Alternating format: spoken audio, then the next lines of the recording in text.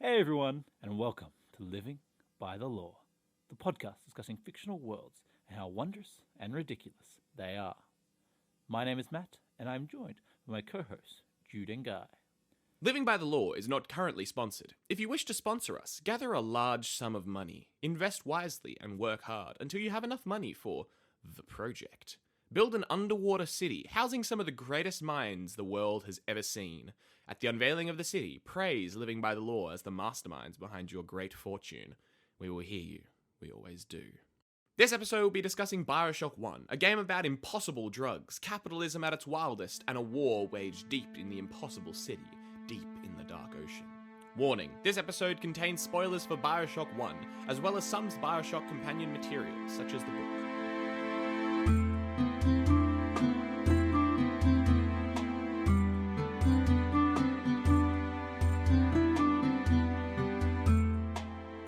Okay, so Matt, so after me, telepathy.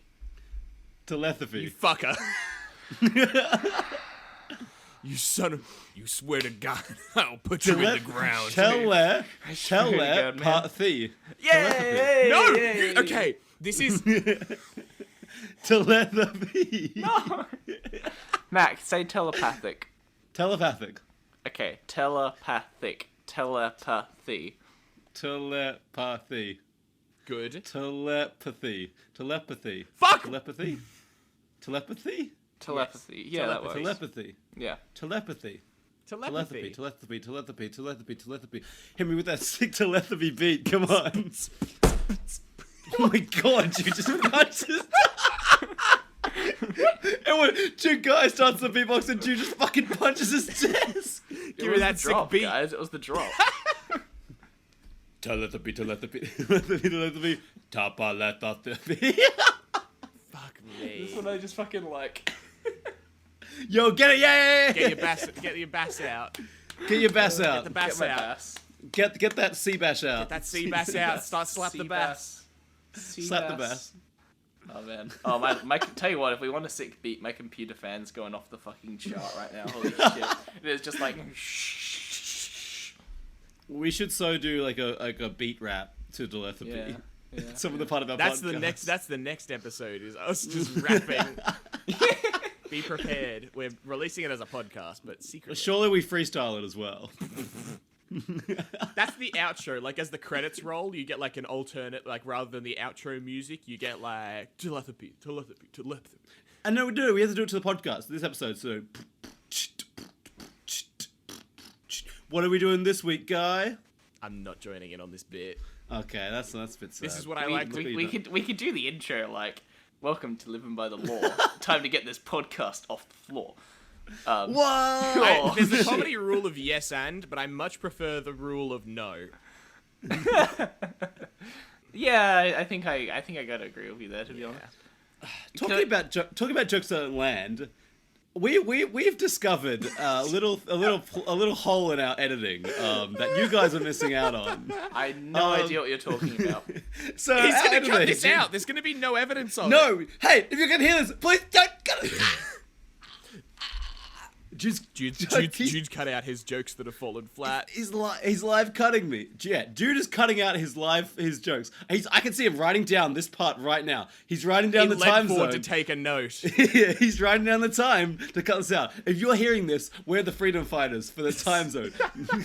When we do a live stream, Jude will not be able to cover his gaffes. He will say the Exactly. same dumb shit as Matt and I. No. I am the Mary Sue of this podcast. God Jude damn is not perfect. He can speak, but that's about it. He's about in your level. He's a human being. He is no god. Well, really crunchy ice in my drink was a bad idea. I think it's a good idea. Probably. That reminds me, I'm out of water. Yeah, I'm Speaking sad. of water, Is this potentially our Speaking of worst water! intro? Is this like our worst hey, ever? hey! Speaking of water, What are you talking about? you want to head under the sea? Under the sea. Under the sea. Under the sea. Today, You gotta continue. we're going to be talking about Rapture, not the Christian one. Not yet. Today, we're going to be talking... we're going to be talking about Bioshock. Bioshock 1 specifically. I'm not taking on the entire series yet. It's a bit too much for me for this exact moment. I will be taking on the rest Keyword later. is yet. Yeah. As someone who's never played Bioshock, what's Bioshock? Bioshock is an FPS game that was created by 2K Games, located across Boston and Australia. You're the one who started this voice, don't you laugh? They created Bioshock 1 in 2007 with 2 sequel games being Bioshock 2 and Bioshock Infinite. They kind of gave up on the numbering system there, don't know why. 1, 2, infinite. Infinity. I mean, that's how it goes. And then next one's infinity plus 1. Get 'em, boys. Mathematical discussions make me angry. All of these... I think just a discussion makes you angry. Because there's some things which are just debatable. No. Is infinity plus 1 bigger than infinity? No. Is it, though? Infinity is infinite. See, this is why it makes me angry. It's a concept, not a number. Correct. I agree with that opinion, but I'm saying what some people say to me, specifically my girlfriend and I. She's wrong. She is. I know. I'm the software engineering major. She's the one doing theater studies or whatever the fuck. What are you trying to say about creatives, guys? Nothing. I will say this. Most of them are worse at maths than software engineers. I'm just going to make a broad sweeping statement. I think that's a bit of a generalization of the I creatives. think it is. And most software engineers are better at, worse at talking to human beings. Considerably. And being confident and having creativity. I'm just a drone who can do maths. Be proud of yourself. Jesus. Two of us are software engineers. Why are we but hosting a comedy podcast? Why are we hosting a podcast that's purely about talking about things? Yeah. That's why Jude obviously carries the charisma of the podcast his entire life. Yeah, because he's We perfect. established. We established, yeah. Jude's perfect, and I am not saying this when he's holding a gun to my head. I can't speak because I'm nervous because I'm a blood of stress. He's got a gun to my head. Help, please. Send help. All I'm saying is thank you for giving me these audio nuggets which I can edit back over previously when you were saying Jude is not perfect. I now have you guys saying Jude is perfect. So Oh no! Oh man, I hate you so much, Jude. Jude, you're so perfect.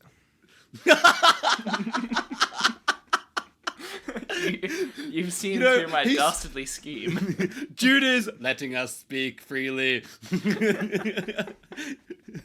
will Please, not please. stop praising Jude. Please don't come help us. We are fine. I was actually thinking about if I could borrow my mate's vocoder and then have it sound super roboty and keyboardy as it goes. Jude is a perfect. All of the games are part of the same timeline series. I gotta get back to Bioshock. It's fucking impossible with you guys.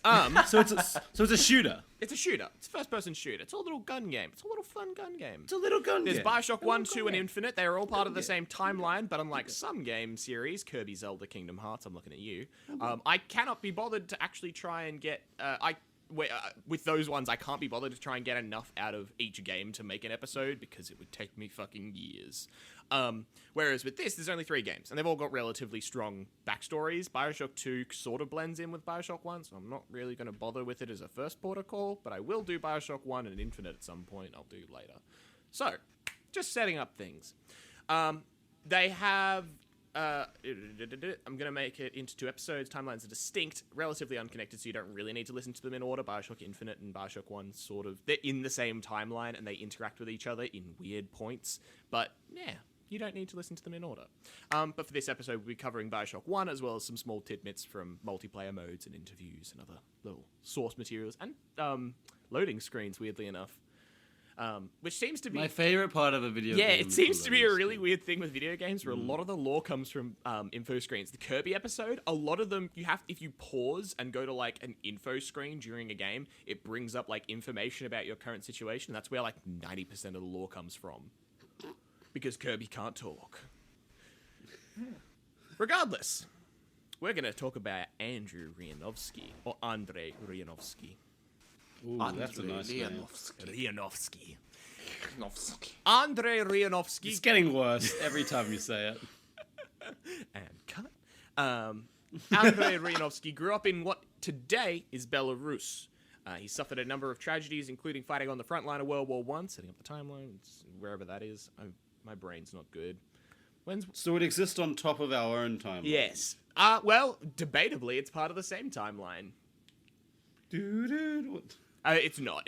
It is a different timeline. There is a distinct event which causes a a separation. Andrei Rianovsky is a blip in the timeline. He had a number of tragedies in his life, including fighting on the front lines of World War One. Very bad. Seeing his aunt and uncle killed during the war, primarily for associating with his father, who opposed the rule of the Tsar and the communists. So he was anti-communist in Russia. Which, at the time, that communist system was pretty fucked up. Yeah, he gonna die. People died. He fled No, to... he's gonna die for being anti-communist. Yeah, I'm saying. precisely. It was very police state. Living by the law is pro-communist. I mean, what? I'm pro any ist, provided they don't fucking kill people. As opposed to the rule of the Tsar and the communists. He fled to America as his experience with the Tsar's form of communism had led him to a personal view that, quote, the modern world was created by great men who strove to make it their own way. Anytime parasites, quote unquote, gained control of the world, they destroyed it. Here, take parasites as communists. Or any sort of socialist government, which is pretty broad-ranging and leads to some issues further down the line. I'm not foreshadowing anything, don't read into it. I'm reading into it. Not at all. Essentially, he believed in an almost cruel form of capitalism where each and every person had to work for exactly as much as they earned. So no social programs, every bit that you earned went to you. So no tax, no nothing, no government. Everything would be provided by yourself, essentially.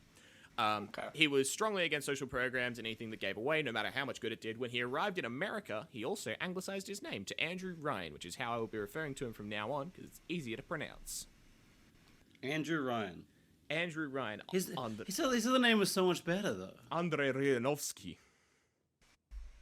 I'm going to call him Andrew, but if you want to put Rini in there, then go for it. Andrew was very, very successful, obviously, America, in just before World War II. He found oil at a property he owned and invested money well and was rewarded for successful business acumen with wealth and fortune. The worker-led revolutions of the America during the 30s was something that he really didn't like because it was the parasites coming to America, because the worker programs essentially called into question workers' rights and working hours and how people got chosen and unions and stuff like that. So who would want workers' rights? Yeah, he didn't like that, which is kind of bad. He was really bitter. There's actually a really good bit in here which kind of shows his sentiment, which is he owned a large forest as a personal retreat, which at one point the government tried to acquire to become national parks and to create, some nice land for everyone to be around. So, what do you think his rational response was? Burnt down the forest. He burnt down the forest. Fuck's sake. If he can't have it, no one can. The final straw for Andrew was the bomb that shook Hiroshima. He saw it as a corruption of the ideals that he stood for, the science and determination being used not for progress, but for destruction. He also, of course, saw it as, communists using a weapon to destroy anything they couldn't have. What? I don't know. Wait, would you call the bomb a Bioshock? No, there's much better analogies of Bioshock further into this. But yeah, sure, if you want. Okay. When I say the bomb was the final straw, what was that final straw for? What do you think the final straw... He caused the rapture. No, he had a smoothie. That was the final straw. Both of those answers are pretty good. The final straw was for him not building a giant underwater city, I guess. I don't know how this analogy works. Wait, what? He used his entire fortune to build Rapture, a city where, quote, the artist would not fear the censor, where the scientist would not be bound by petty morality, and the great would not be constrained by the small. Petty morality. This sounds like a great hero. I like this hero.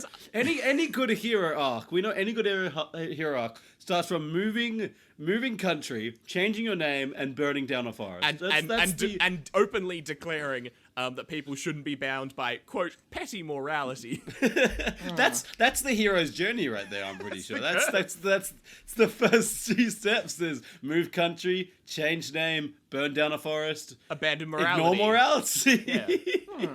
It's a hero's journey. Natural. Yeah. I've written here, this can only go well. Yeah, pretty much.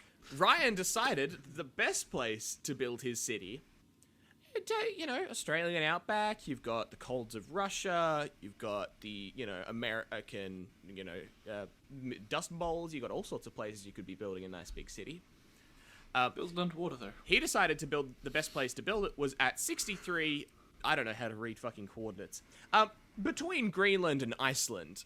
Oh, that's fun. Making it only, a slight erring on the side of massive pain in the ass to get to. I did some rough calculations using Google Maps and very quick Googling. By rough calculation, the nearest major dock is Reykjavik, which is in Iceland. I'm not pronouncing that right. Guaranteed. Assuming a travel speed of 20 knots, which Google told me is how fast a cruise ship goes, because I am fucking ape, and that's what my brain thinks when I think big ship. So I typed in how fast do cruise ship go, and it told me 20 knots.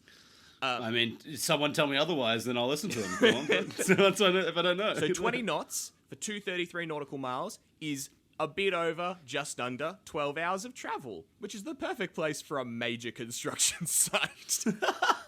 Yeah. This guy was fucking off his rocker. Did they build you can okay. I'm just imagine other rigs that built in the middle of the ocean. You build like a floating rig and then you construct off that, right? And you can fly in, you can get helicopters in, you get planes in, So,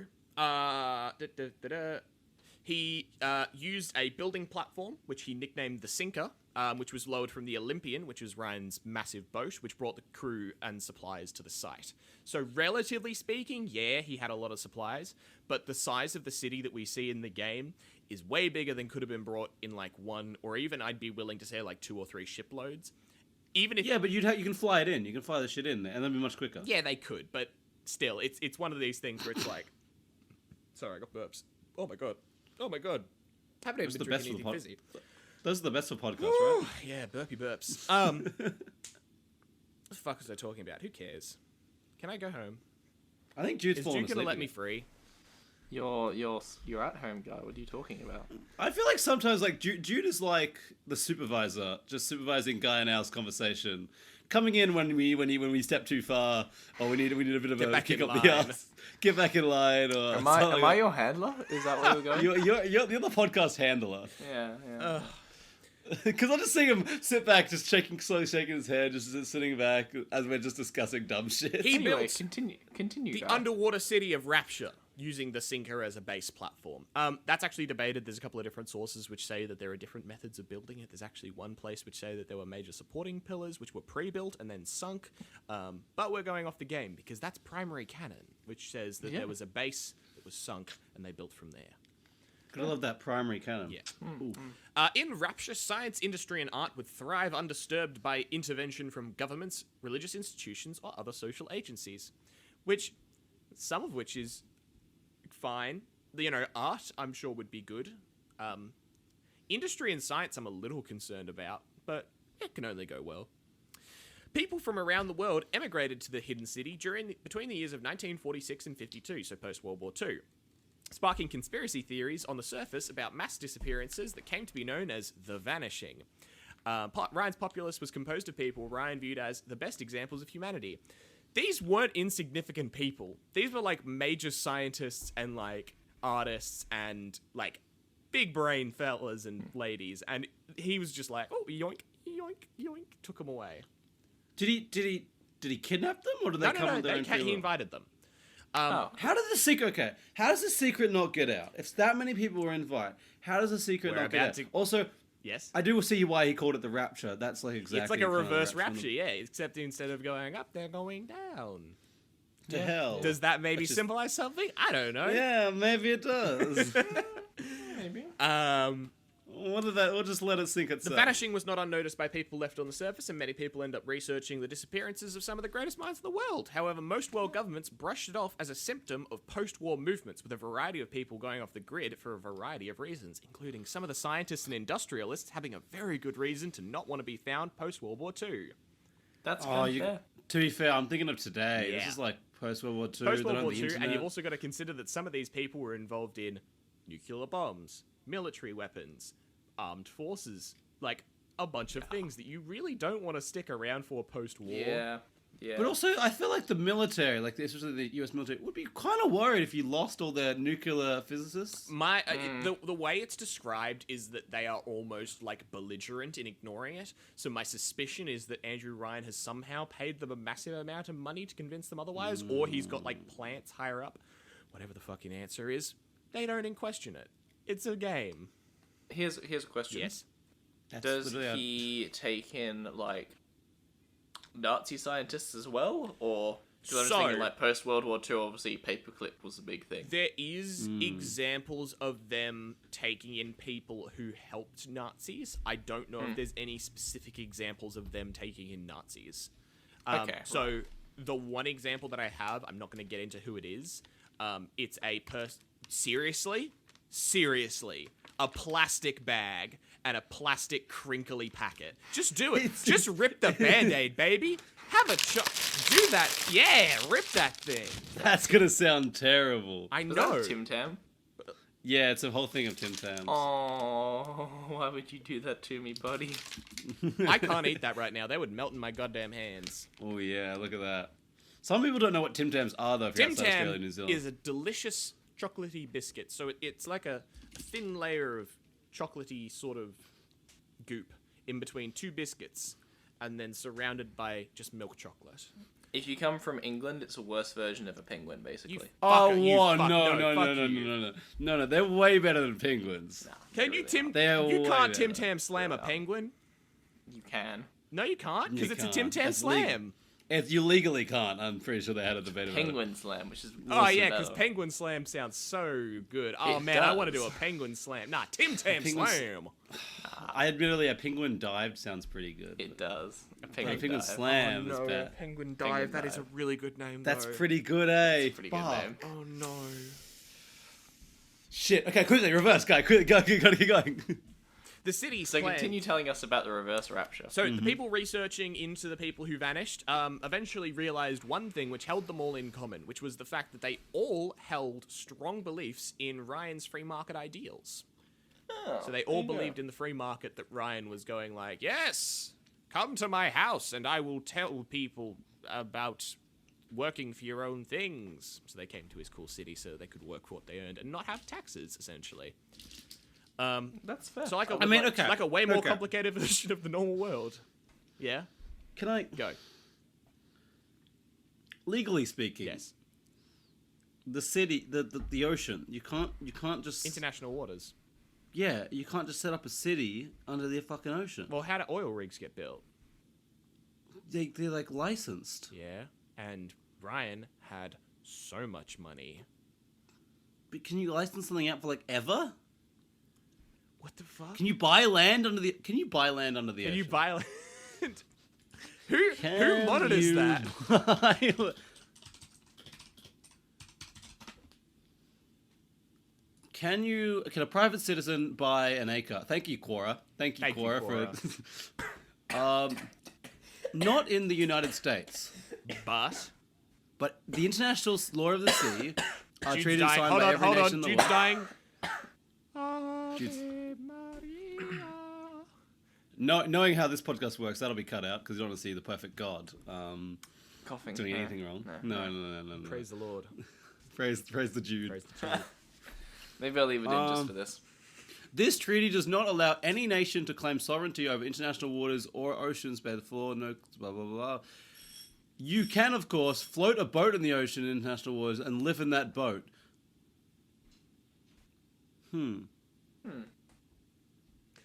So, it says contact a lawyer about the maritime law experiment. Considering the fact, two things. One, it's post World War II, so the world's a bit sort of fucky wucky, and everyone's a bit out of sorts.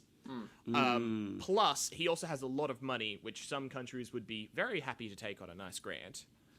To be fair, this is like the UN is new at this point Yes. in the world. And this is Again, beyond that, it's 11 hours away from the nearest port, so if they just do it kind of quietly, who the fuck is going to tell them not to?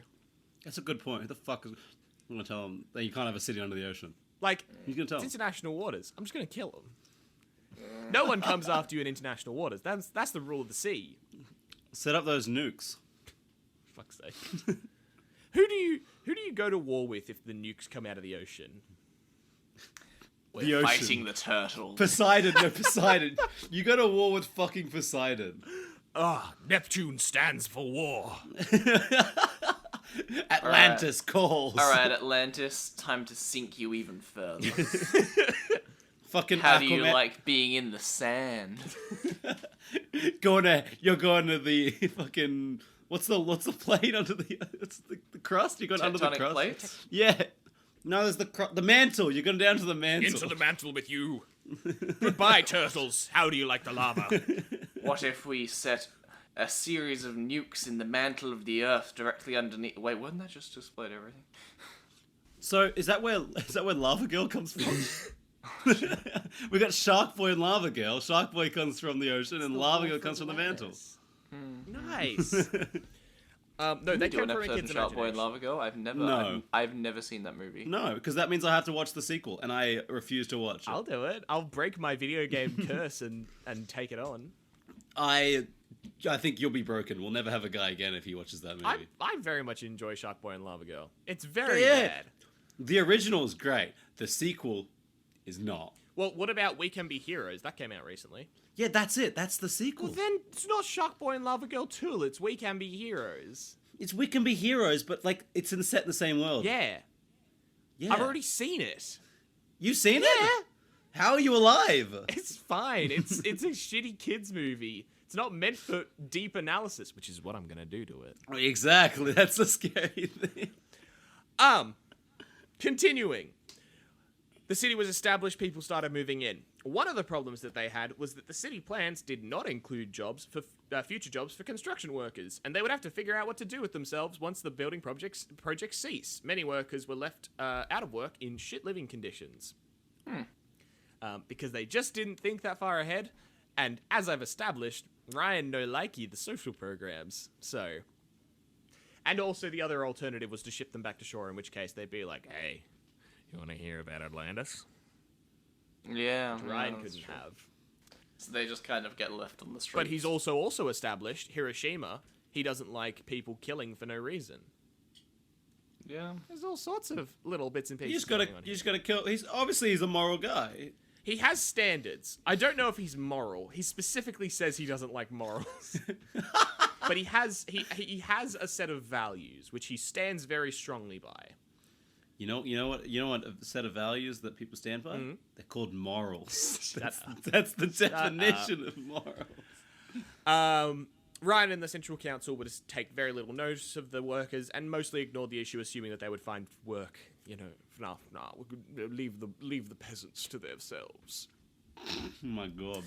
Ryan did, however, listen to one piece of advice, which was that citizens were becoming really anxious because they were isolated and there was no sunlight.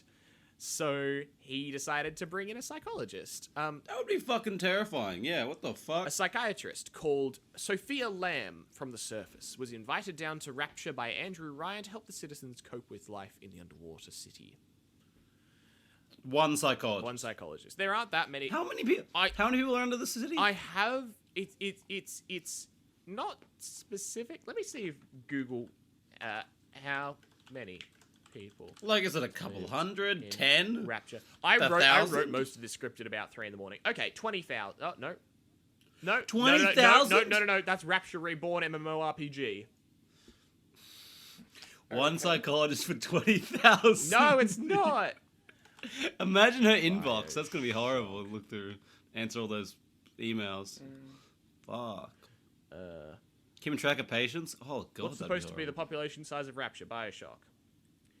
50,000 people used to live there. That's so much worse. What the fuck?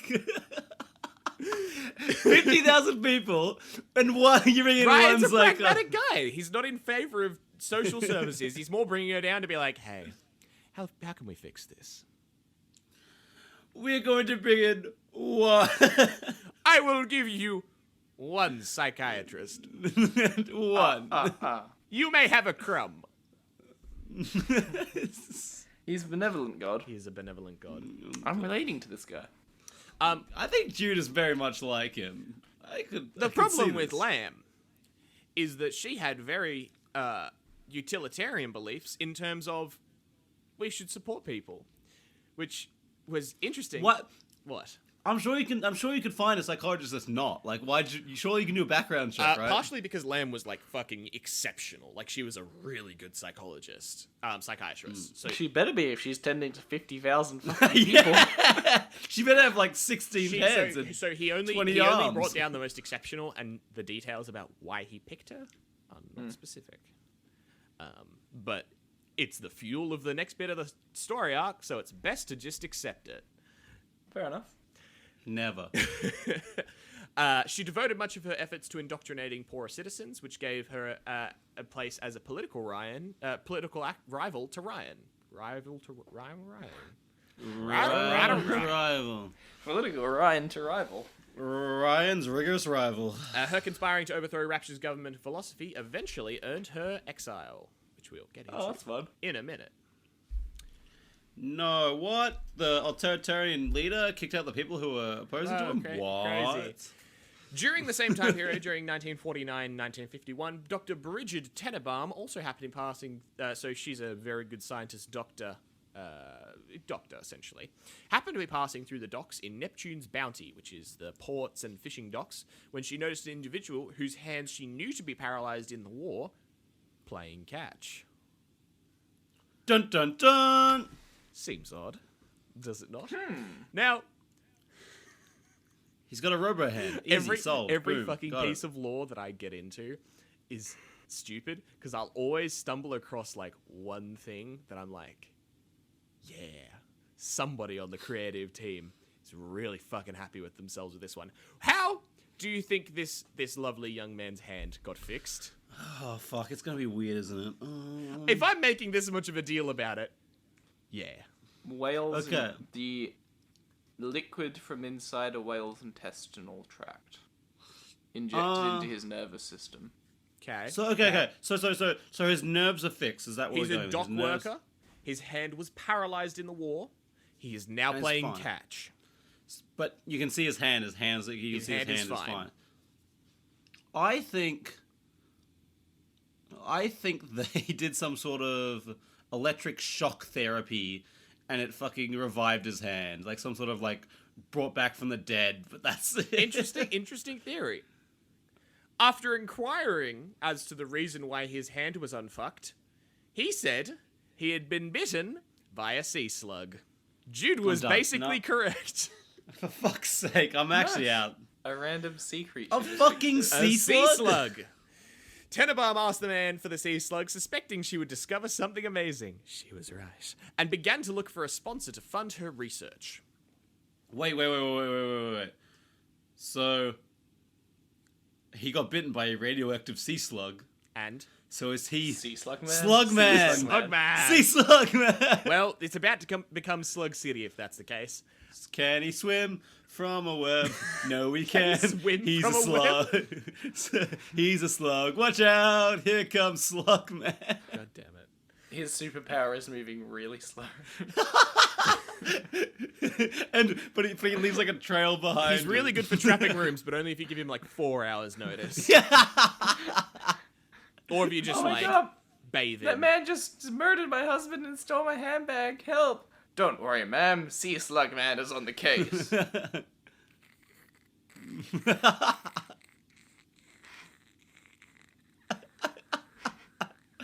The fuck is happening right now?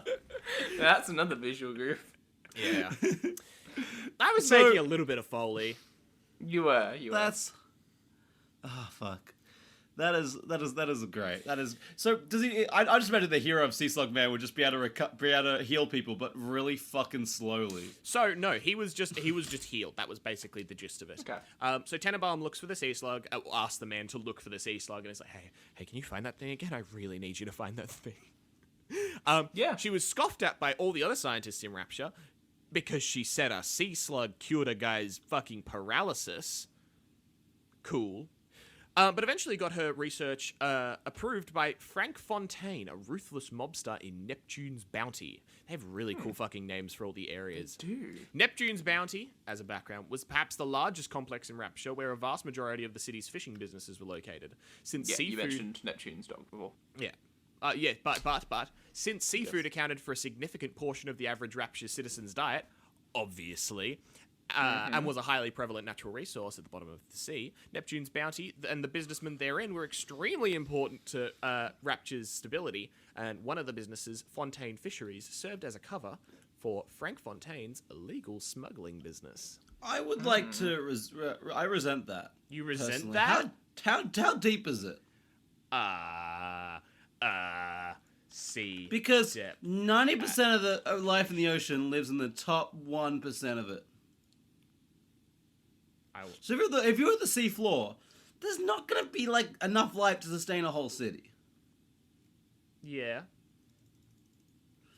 So where the fuck do Well, they they get their food send from? out patrols and they fish. I mean, I guess, but like, that's a lot of fucking 2,300 meters. Yeah, Ish. pretty That's sure- me just randomly clicking a point on Google Map where I'm pretty sure it's at. I'm pretty sure. How That- far down are fish? I mean, fish go to the bottom of the ocean, but Ocean-going like, a fish lot of can't fish. live any deeper than 8,200 meters. Yeah, they're in there. You'll never. Yeah, no, I mean, fish go down quite a You'll bit. never quite a find few sharks below 4 kilometers, so they're within fish range. They're within Yeah, shark but range. most life lives on the very surface. Is what I'm saying. Like fishes don't go to the bottom of the ocean. I mean, I guess. Deep sea. Okay, I guess you could send fishes up and get fish. Okay, Deep okay. sea fishing. I was thinking about it too much. Fishing in the dark. The assertion is true that the moon has been more thoroughly researched than the deep sea. The deep sea refers to the totally dark layers around 800 meters, so they are in the deep sea. Yeah, which means there's not going to be a lot of fish down there. Uh, There's going to be a lot less fish than on the surface. Well, one of the other things which is mentioned later is the fact that the entire of Rapture is actually picked where it is because it runs off thermal vents in the bottom of the ocean. So it's not entirely okay. unlikely that that would be a hotspot There's more life down for there. more life. Beyond that, You're there are right. also a lot of diving, and also, as said, the businessman in Neptune's grotto, Neptune's bounty is like businessmen, so they have, and later it's not found, you see in the game that they have these little submersibles that can zoom around. I mean, that makes sense. I just guess, and fishing for enough people to survive 50,000 people might be noticed by people, but yeah, I mean, it's in the middle of the guess- ocean, so. that's fair. Okay. Anywho, he agreed to fund Tenenbaum's research and development as long as he was given full rights to profit from the findings. He funded her research using the fortune he acquired from his smuggling ring, which brought contraband items into Rapture from the surface. Interesting. The interesting thing is what the contraband is. Contraband is stuff that could not be acquired underwater and was not approved by Andrew Ryan, such as Bibles, Buddha statues, obviously religious artifacts, which he disapproves of religion. But he does. wait, he disappears the original, but he called his place the Rapture? Yeah, I don't know what that's about, actually. That's a fairly... I didn't think about that. Maybe he did it as a fuck you to Christianity. That's also true. He could have done because that. That's fair. like we established, he's doing the opposite to Rapture. He's bringing them all down to the bottom of the ocean rather than sending them to paradise and heaven and stuff. So I mean, but he also thinks this is paradise, though. Yeah. Like he sees he's picking all the best people from the world Yeah, to go to yeah. what he thinks is the best place in the world. So, but it's still a bit weird. It still could be a bit of a fuck you to it though. It could be, yeah, saying he is God and he's making Yeah, the Rapture. yeah. I guess. So, the other items that were smuggled in, films, obviously. You're not going to get the best films down in Rapture, or at least you're going to get a limited supply, so good idea to get some from the outside. Beef, because there were no animals down there. They lived off fish and plants. Tobacco from the surface. They did have tobacco down there, but it was sort of the shitty version. Whiskey, because the distillation in Rapture had gotten a bit shit as well. There was a lot of thing that was sort of going downhill. Wait, Yes. guys, you know how you've seen no movies? Yes. Are you from the Rapture? Are you living in the Rapture currently? Is that why you've seen zero pop culture I films? don't know what you're talking about, Matthew. I'm on to you guys. Matthew? But they take the greatest minds around the world. That's why guys have only seen the worst movies of all time, and he's seen We Are 'Cause I'm Heroes. I'm in the shit Rapture. You're in the Rapture. They can only get the shittest movies in there that no one wants to watch. No. They don't seem to I'm disappear. saying, because you just pointed out, smartest minds in the world. I'm in, the worst. I'm in, the Rapture. I'm in the Rapture. Oh, I wouldn't say you're in the bottom tier. I'm just not sure if anything. No, Rapture. Little Rapture. Little side Rapture. The people that had promising childhoods but now are sad 20-year-olds. I'm not sad. No, I'm good. fine. Cola, interestingly enough, was also brought down. Weapons and drugs, obviously, for standard reasons. They're a smuggling ring. They're going to do that. And Yep. there's a weird note on the wiki, which I have some issue with, which is the fact that fashion was also possibly smuggled down there due to the fact that there are fashion magazines that were released post, like, any reasonable time for someone to have brought them down with them with the initial population of Rapture. So it was produced post that.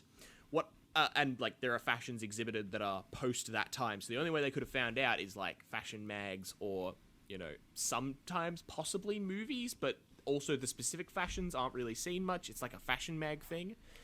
My suspicion is that it's just artistic license by the way of the, art directors. But, be that as it may. No, it has to be explained in law somehow, guy. Yeah. But like, okay, so... Okay, I have some questions. You've got so far. I'd like to say you've got more questions about the smuggling than you do about the fact that there's a slug that can cure people. I was waiting for us to get to that, but I'm just. Do they grow trees down here? Where do they get the wood? Where do they get the metals? Where do they grow plants down there. It's seen later on. They have a terrarium because they need to produce oxygen. Oxygan.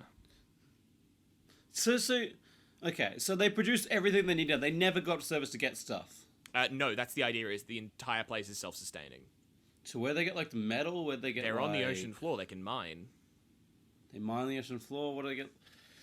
I think there's a lot of things. But also, what are they expanding? Like they live in a city. Other than producing goods, like they recycle. I guess. Do they even overpopulate? I guess. Well, it's relatively stable with the population. Also, not to be too spoilery, it doesn't last long enough for that to become an issue. Oh, I see. Okay. That makes sense. Yeah, I was gonna say I feel like it's gonna end before it gets to like multi-generations and stuff. I appreciate your optimism, Matt, but no, not quite. I see the best in places, and this is no. Yeah. Okay. I'm gonna tell you, it lasts for about, I think it's 5 years. Oh, really? That's not long at all. No, it's not. Funnily enough, they fell onto smuggling and contraband and smuggling rings, and the whole thing only lasted 5 years.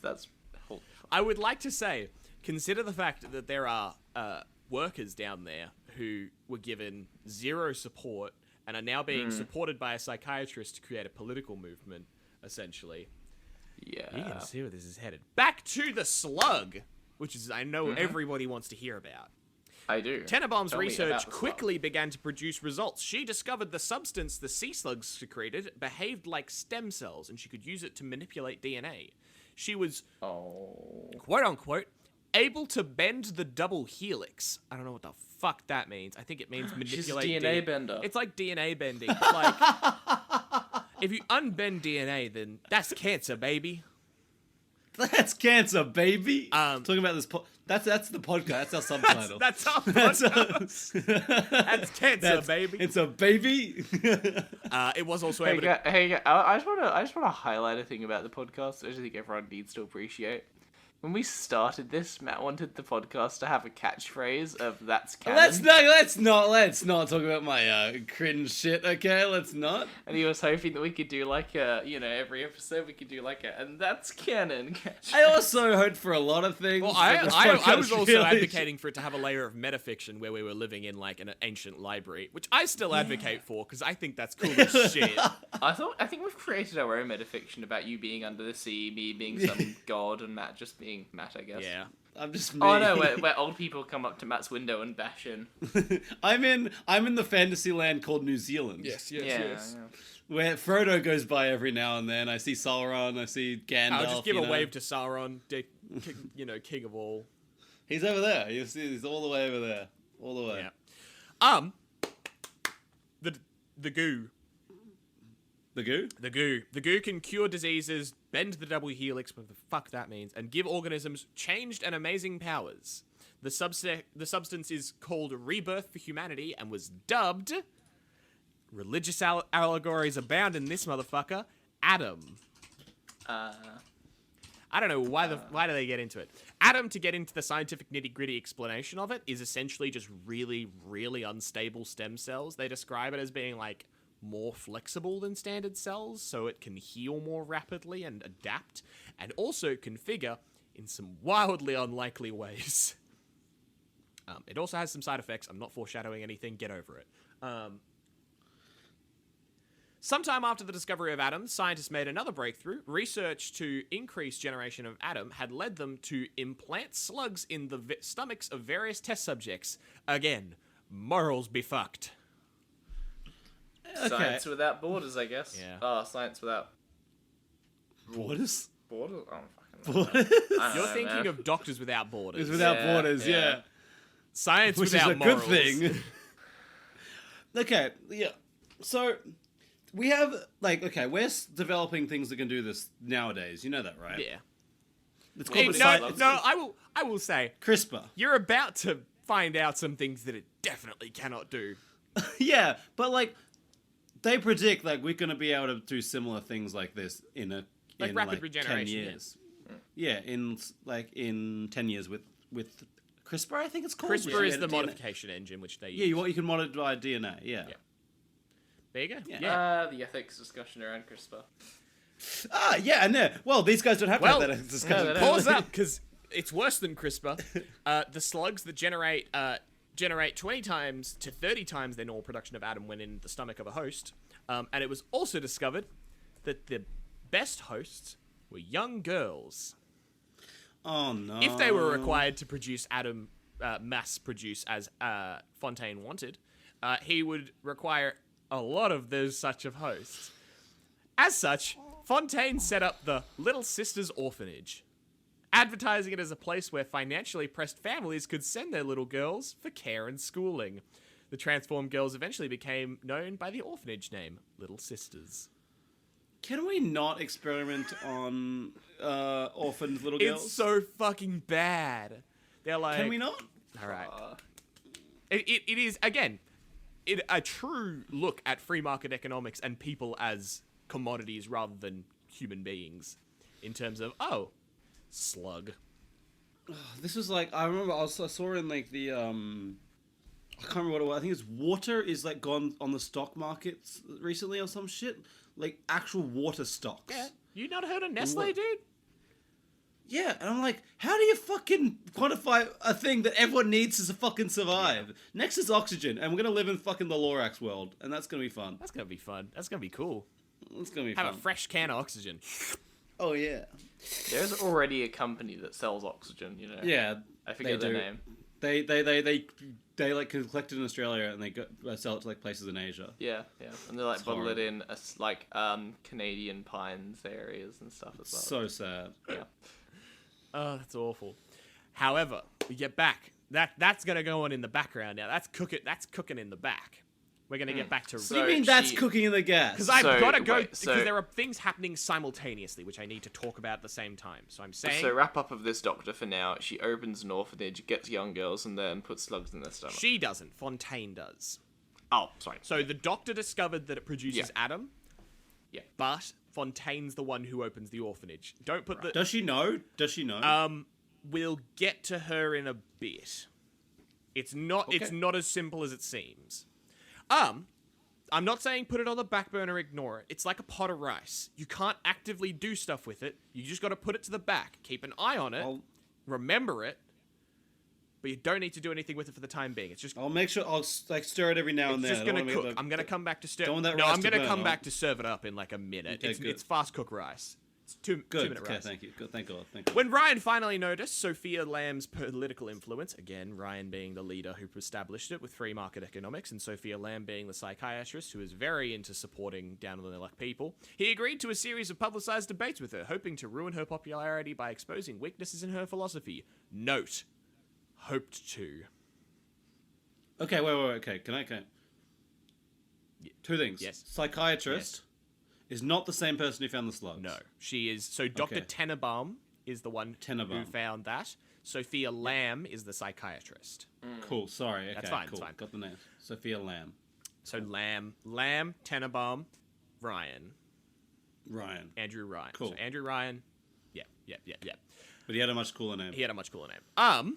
Basically, Ryan agreed to a bunch of debates with Lamb, hoping to ruin her popularity. But he fucked up because essentially all he did was give her a stage to gain more political following. He could have just ignored her, and she would have fucked around with some dock workers. That's about it. But now he's exposed her to the upper echelon of society. Yeah. When he finally began to fear her effect upon Rapture, Ryan commissioned Augustus Sinclair Solutions, who was sort of just another one of the upper members of society, to monitor Lamb and her followers, hoping to find a legal excuse to take her into custody. They planted a reporter into the Rapture family, who are Lamb's followers. It's like a political party name, except a little bit more foreboding. Ryan supplied with the proof of something. It doesn't fucking say what it is. It doesn't say what they found. They never explicitly say what her crime is. I hate that. Which could be indicative of something, but I'm not going to look into it because maybe there isn't any have crime. no They're just brain. making up. Maybe they're making up shit. That's the whole point. Yes, entirely possible. There is no thing. Eventually, Lamb was arrested and imprisoned indefinitely at Persephone, a prison complex run by Sinclair. I was so close to putting the S, like the F, on prison, and I was going to say frison because I just said Persephone, which has a P in the middle of it. Sorry, I just needed to express that because I hit that P and I just you heard me. I stalled.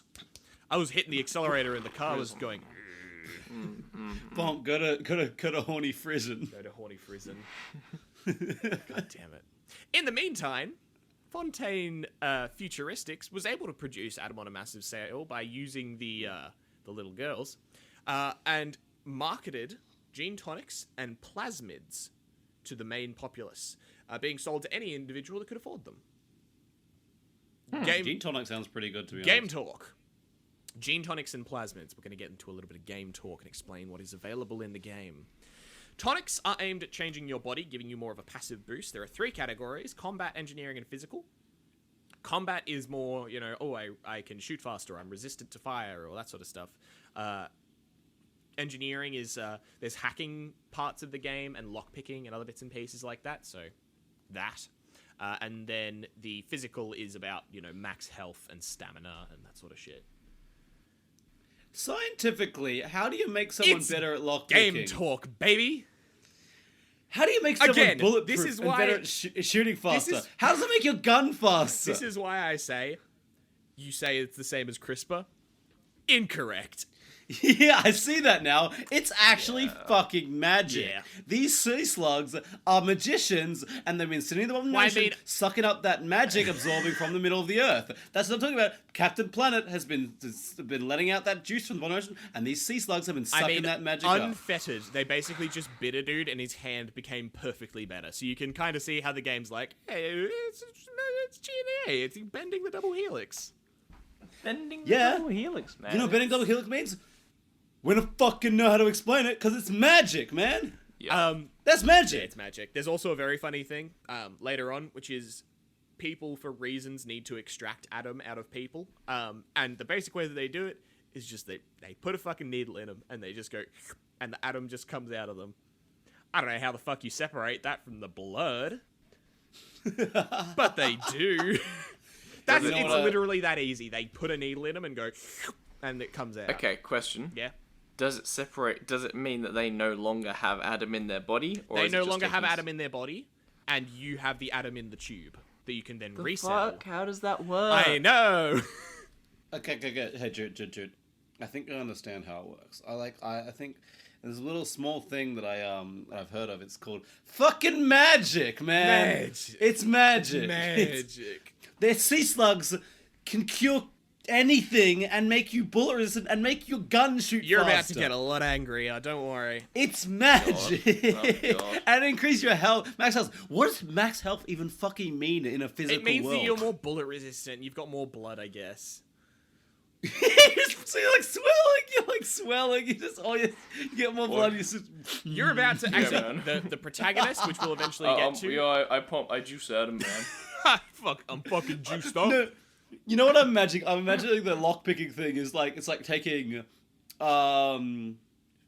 from other people have taken them. I have not taken. I'm talking from other experience, so do not take me from experience. But like some people, I know people who've taken drugs, and like their mind goes really, really fast, right? Sorry, Oh, I know people who have done drugs. They tell me that it goes like this. Yeah, exactly. That's why I'm not saying it, but like, and so your mind, like, you feel like you think really, really, really, really fast, right? In that sense, that's what I feel like the lockpicking one is. But you're just sitting there with the lock, and someone watching you, just like you're going, Yeah. It's like, what the fuck are you doing? You're like, no. Like epic music is playing in your head, so you're trying to lock. Hackers theme tune. Exactly. But then someone's watching, and it's like, what the fuck is this guy doing? Yeah. No, that's the bad vibe though, and you're like, man, it's been like 40 minutes. I've done so much stuff, and you look at the time, and it's been like 2 minutes, and it's like, oh. What? Okay. Incredible. Yeah, that's basically. Plasmids are about to make you angrier. Oh no. Oh god. There are a total of 11 plasmids in the game, which you can get your hands on. And some of them are, okay. I've got a baseline for this. This is fine. Ranging to, hey, what the fuck? I'd appreciate a rating after each one. I'm going to tell you each of them, just because there's only 11 of them. Okay. So They're all get 0. first one, which is kind of just weird, and I don't know how the fuck this happens. Target dummy creates a hologram that distracts nearby enemies.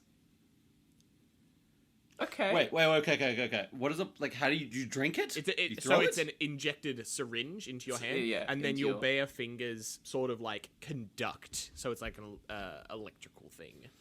Yeah. Okay, 10 is completely realistic. 0 is Hey, what get the fuck fuck? out of my get the fuck Yeah. out of my house. 10, I think that's about a 7. 7. Yeah. That's doable. Like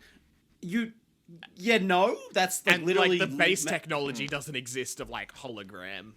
Yeah. Okay, I'm putting it down to a 5. Yeah, it's like a It's a five. 3 because it just doesn't make sense. That's little magic. You're doing magic out of your fingers. But to be fair, like, I can see how Is the it technology okay? could when, work. when you say a dummy, is it like actually a physical thing you create, or is it just like a hologram? It's a hologram. Okay, I'm gonna go like a 6 or 7. I mean, Look, you could create little particles in your hand that could create a hologram like that. Yeah, exactly. If it's some kind of like luminescence maybe in the plasmids, because it's just part of your, it just becomes part of your DNA plasmids. It's a really Like, if it's- complicated. Yeah, it's a like, really complicated. Like imagine you're making just like a ghost. Yeah, exactly. I'll give exactly. it a 5. I'll give it a 5 because I'll give it a 6. really complicated luminescence like from sea creatures. I can see that making. Yeah, it. exactly. That actually makes sense if it's from the sea slug. I'm gonna triple fire these next 3 just because they all Yep. sort of sit in the same category. Incinerate, Winter Blast, Electrobolt, Fire, Ice, Lightning. That's it. Wait. Yeah, that's wait. bullshit. Wait. You can just shoot fire out of your You hand. can indeed. Okay. Increase Fire? body temperature, and producing some sort of flammable liquid from your body. This is actual magic. The fire's a 3. Lightning is a 4 electrical because forces inside your body. yeah, I'm gonna give that a 4 because you do get like there's lightning having your nerves work on a similar way how electricity works. So, but the freezing one, that's a 2. Fuck that. What the fuck? That's the reverse of fire, though. It should be on the same category as fire. No, If you can no, do fire, you can do ice. because we're hot creatures, not cold but creatures. pause. Fire requires a fuel, whereas ice requires water. One of those we have. One of those we don't. Yeah, that's a good point actually. Okay, I was staring let's at this switch list around. at 1 in the morning, shitting myself laughing. Fire is a 2. 4 is a 3. Okay, cool. I'm happy with that. Ice is a 3. What do you think, Jude? Yeah, I'm gonna give fire a 1. Because the temperature you would need to ignite fuel would be enough to just roast all the cells with the plasmids in anyway. you've got and the your cells would regeneration, baby. denature. You got. No, that's not how this works. The ice Okay, one, none of this is more bullshit than making you shoot faster though. Yeah, I'm gonna go No, with the. faster neural speed. You can flick your finger faster. There are gamers who can click But faster. the gun can't go fucking faster. Yeah, but if it's a press fire gun, I don't know what guns do. If it's a Also semi-automatic, then you can. make you lockpick faster. That's just making your brain run faster. Lockpick not how specifically your is a brain bit weird. That's not how what's the the next that's one, not how the Sky? brain works. Next one, Enrage. causes the target to attack anyone in the nearby vicinity. I like to think of this as like I'm putting some electro juice into their brain that just causes their synapses Oh, to that's go totally haywire. cool. Yeah, I think that's fine. That's like that's like an 8 or 9. Yeah. That's It's very doable. target bullseye. All security devices attack the target. Oh, it's a hack. I'm a technomancer. That's like hacking. So No, I it's give not it like hacking. a- They inject a needle and then they can just point at someone and it happens. That's straight up magic 3. 0. That's a 0. That's a fucking 0. Fuck off. You're not. Next, telekinesis. You know what Fuck the yeah, fuck's I up want about it. this. I want it. That's a negative 10. Negative 10. Cannot move. That's a negative. I'm fucking- projecting my What? mind waves to pick up the boxes. No, that's not how physics works. Okay, you. Okay. Next one. Why am I having flashbacks to the Magneto episode, but the positions No. are reversed? You thought I wasn't gonna get revenge? Sonic Boom creates a powerful burst of air in front of the user, pushing back any enemies in your way. I think that this is okay. Human can produce air fast. If we're taking the liberty of can produce lightning with hands, producing Yeah, if a we're taking- burst I of think, air is yeah. I'd I'm give gonna it. give it a I'd- 5. 5, yeah. Like, cause I think just even trying to do that. I'm thinking it's like you'd move your hand so quickly you make a sonic boom. That would snap every bone in your body. But also like there's a regeneration, so maybe that would fix But it. what if so, I maybe a fart 5. so hard that... No, so for a 5, yeah. God damn it. Okay, this next one's really contextual, and so I'm gonna kind of not ask you guys to rate it just because it makes more sense later. Hypnotize Big Daddy. Sounds very sexual. Now I put it out of context. I think that's a 10. Hypnotize Big Daddy. We've all been there. Everyone can relate with Big Daddy. Yeah. Yeah, I can relate to hypnotizing Big Daddy a bit myself. We'll get, Oh, we've all- we'll get to that one later. We've all been there. The final two are just bad. First one. Cyclone Trap. Spawns a small tornado which flings enemies airbound. Okay, next. No, if we can make a fucking sonic boom, we can make a cyclone by spinning your hand really fast. It's not. Yeah, I No, can it see it. spawns a little cyclone. It's not you spinning your hand around in a spot so that people jump up. You're not pointing it at people. It's like a thing you put on the ground. Okay, I'm done. Yeah. No, that's No, you're not done yet. You've got. that might be worse You've than got one. telekinesis. You've got one more, baby. This one. That might be worse than telekinesis. This one is the one that I read, and I thought someone's got to have put that in as a goof. That can't be right. That can't be part of the game. They can't be trying to explain this away. Do they ever give an explanation for No. these? DNA, baby. Bending the double helix. You ready? Baby? You ready? You ready? Mm-hmm.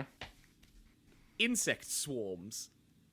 Spawns a swarm of bees from the player's arms, which home in on the nearest enemy. Yeah, real bees. Like real bees that exist in the world. Bee-ass bees. So they're not like You just produce bees, baby. What the Summon bees. negative a million. come- That is literal fucking. That's something. That's some. Harry Potter can't even do that shit because transmutation relies on their source to begin with, and you can't create food, and animals count as food. So fuck off. Summon bees. It's so That would bad. be. That would be really cool though. I know, wouldn't have you seen like warning tripopophobia things or whatever it is? The one with like the fear of like weird holes? Yeah. Bad. That's what that is. That's exactly what that is, dude. Oh, that's horrible. It's Fuck bad. me, no. Like it's from your arms. I hate it. I'm just. What the fuck is going on in this world? Okay, they go to the bottom of the ocean and found a sea slug, a fucking magical sea slug. And they sold these to people living in a enclosed society under the ocean. This is gone. There is a little bit of promo material which shows a guy using incinerate to light a lady's cigar. So practical usage, sure. Very situational. That's like something you do in D&D to be. That's cool. just something you do to flex, yeah. Yeah. This is gonna get a whole fucking city of magicians under the ocean. In a locked society with regulations and rules placed upon them by a basically mad free market dictator. This is doomed. We're doomed. This is... what the fuck? Why not bring to the surface and be like a god? Yeah, I don't know. Anyway, Andrew Ryan initially admired the success of Frank Fontaine, the guy who was creating the plasmids, citing him as a prime example of the type of individual that Rapture was built to propagate. Mm-hmm. A person who And kidnaps small children and uses them to produce basically a drug that allows people to turn into wizards. And didn't we certify this as Jude as well? Yeah. He's putting his finger to his lips. He's shushing us. Shh, don't speak. So this will not go into the podcast. As years passed, however, Ryan began to suspect Fontaine of various crimes ranging from smuggling to murder. Fontaine's criminal influence and monopoly of Adam threatened the current social structure and order within the city. Andrew Ryan attempted to arrest Fontaine for smuggling, but Fontaine decided that he would go down guns blazing and arranged to fake his death in the resulting shootout in late 1958. Oh, wait, so it was longer than that, because we got in at 1946. So it's been 12 years now. So it lasts for 12, 13 years? 13, That's pretty reasonable. 13 years is about what it is. That's reasonable. It's Considering not the fact that terrible. there are fire wizards, yeah. Yeah. I fucking hate that there's fire wizards. Like, why? There's not even just fire wizards. There's fire wizards. There's electric. There's techno wizards. There's fucking bees. So many bees! Like, this place would just be full of incest. Incest. Insects. Well, that too, if they're gonna be down here for long enough, and they probably won't be. There's 13 years. There's also Insects. 50,000 people. Like, that's a... How many? But, like, if people are just creating bees out of nowhere, like, what are you gonna do with them? What do you do with all the bees? The bees just disappear after a bit. It's fine. What do you mean they disappear? What do you mean? Well, in theory, it could be the cleanest of all the powers, because if you send the bees to sting someone, they sting and die instantly. Cleanest? Your fire's gonna disappear after your lightning disappears. What do you mean cleanest? Well, the ice dude's gonna leave the city in a fucking state, and the fire dude's gonna burn everything. Technomancy, just point at someone, then boom. And then they got shot by a bunch of security guards. Bullets everywhere. Yeah. Blood on the Yeah. ground. I'm not saying the insect is the cleanest, I'm saying it's one of the cleanest. It's an assassination kill for sure. Yeah, because the bees Yeah, swarm. only if they're allergic to bees. That's true. I think even a regular How person many will- bees do we need to... How many? Come on. And I both of us straight just up think- immediately went. How I think- many bee stings I think anyone to will die kill from a like man? 100 bee stings According simultaneously. to, hang on. The average adult could withstand more than 1,000 bee stings, whereas takes I like how no. According to Merrick it's Manual, a like human 500 can, stings. No, here's a better one. According to the Merrick Manual, a human can sustain 10 bee stings for each pound of body weight. Therefore, the average adult should be able to survive around 1,000, and a child could survive 500. I like it adds the child there, just to let you know. Yeah. You can help me I to feel kill like a- they're spawning more than 1,000 bees when they. Are they? No, they Guys? spawn a swarm and then it goes for it. It's How the, many's a the main swarm? the main usage of it is to do a little bit of damage and to distract people. Yeah, it doesn't kill, right? It can if they're on very low health, but they're essentially already dead at that point. Yeah, if they're about to die, you kill them with bees. You can kill someone with solo bees. You just got to stand there going bees. Bee. But why would you do that when you can just send fire out of your hands Hey. or a lightning? Why would you not just send bees? What was the first power? Telepathy. You can just fucking float objects. What's the first power? It's not Sorry? telepathy. It's telekinesis. Same thing. First thing was target dummy. Oh my god, Matt said telepathy right. He didn't the first time actually. I didn't. Telekinesis, which is the most useful one of all those. Well, telekinesis actually in the game only allows you to like pick an object up and like throw it at someone. It's not like you can just move things around like Gmod style. Okay, if you think about this, the fire, ice, lightning, maybe the bees, maybe That's the elements. We've got Avatar, baby. Fire, lightning, ice, bees. That's my avatar. That's right my there. avatar right there. Fire, water, Lightning, bees. bees. The world was Bees? at peace until the Bee Nation The attacked. Bee Nation attack. The Fire Nation's got nothing on the bees. Buzz. Get out of here. The God first damn. we heard of them was the buzzing. I really hear they're very busy bees. God, fuck. But like, okay, all those are like reasonable things to create. Okay, not reasonable, but like, oh, fucking double yourself? That's combat related. The targeting people to shoot to security thing, that's purely combat related. There's a few of these that are just like telekinesis, cool as. That's awesome. I want that. Other than like, some of them are made to kill people and assassinate people. Well, yeah, but the other thing about it is that these are the ones that are in-game, and I am about to give context for why the in-game plasmids might be a little bit more violent than the ones before them. I guess that makes sense. Okay. Andrew Ryan, after he suspected he killed... I like to think that bees was the first one created. Accidentally. it was made for the botanists, the ones who were doing the plants, so that they could spread the pollen around and further... Yeah. Yeah, because their plants are all dying because they had no bees, so they were like, "Oh my god, that's genius in world." Holy shit! You make bees out of flesh. Yeah, oh my god, I love that. Necromancy Holy bees, shit! Oh god, all their plants are dying because they weren't being pollinated, and they're shit. They we are need some of the bees. greatest botanists to ever live. I don't think they forgot to pollinate the fucking plants, Matthew. I don't fucking care. Bees are the best bees that have ever lived. That's true. Yeah, until we make microbots that do their job better than them. Hey. None of these microbots are going to be slacking freeloaders, taking pollen from the plant. Well, who needs honey? Oh no, we're all gonna die. We are all going to die. After this, Ryan assumed control of Fontaine Futuristics, as he suspected he'd killed Fontaine, and began to produce plasmids and tonics himself, using his own company, Ryan Industries. So neither of them are on the moral high ground in this situation. Survival of the fittest. Rapture became... Rapture became filled with civil unrest in the following months. Meanwhile, Fontaine stepped into the persona of his alter ego, Atlas, rallying people in Fontaine's poorhouses, starting a kind of guerrilla war against Rapture's police force. Obviously, they left a very disgruntled large group of society in a group together. It's not particularly hard to start a civil war with that sort of shit going on.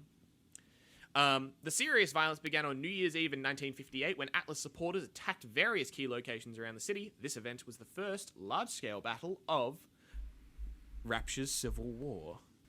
Hey, there we go. Dun dun dun. You got the theme song for bum bum bum bum bum.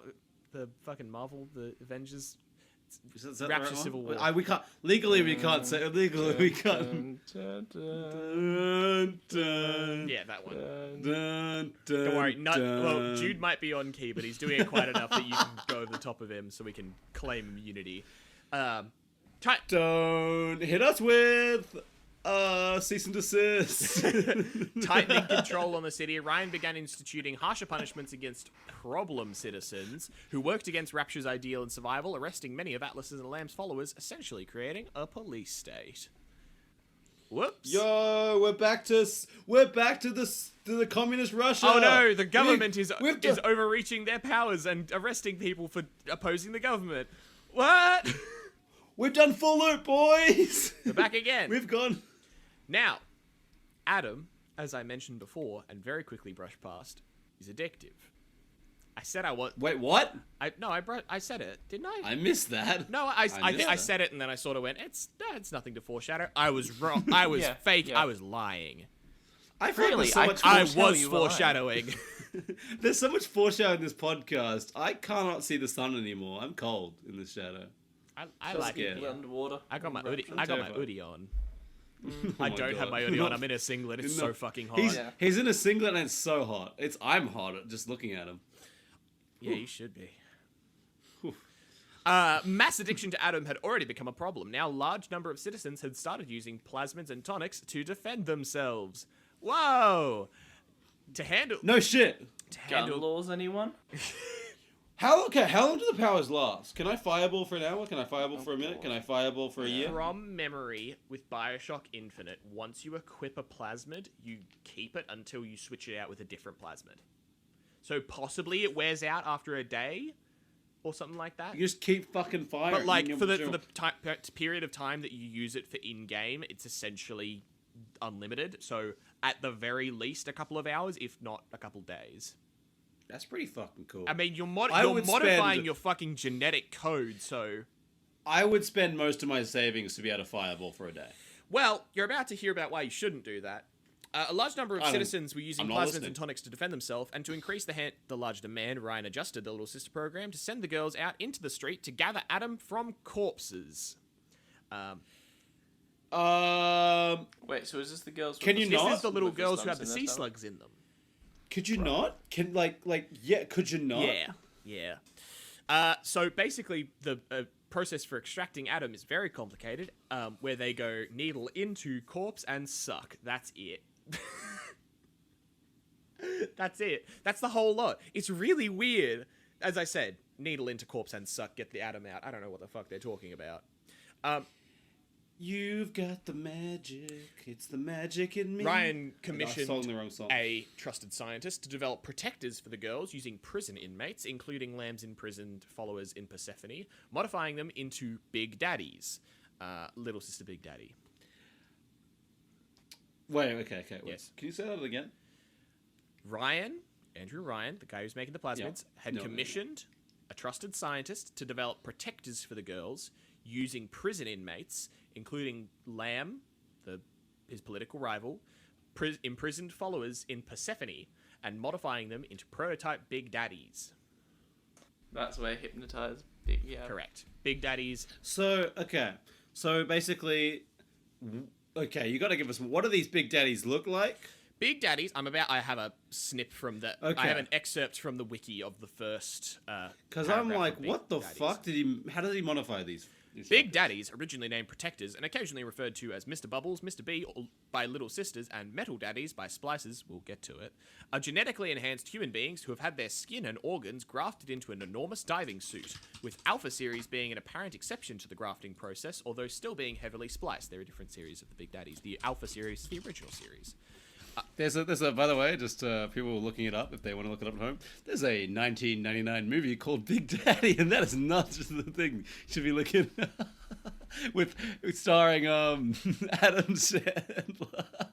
What the fuck? Okay, yeah. There's a movie called Big Daddy starring Adam Sandler. Fuck me.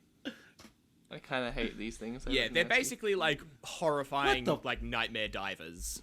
Yeah. Like old style diving suit with like glowing eyes. How tall are they? I believe that they're a bit over 6 or 7 foot. They're taller than you, and you're about 6 foot. So I think they're 7 or 8 foot. As said, later versions are like grafted into their thing, so they're not necessarily constricted to the proportions of a human body, because the human body is not particularly relevant to this process.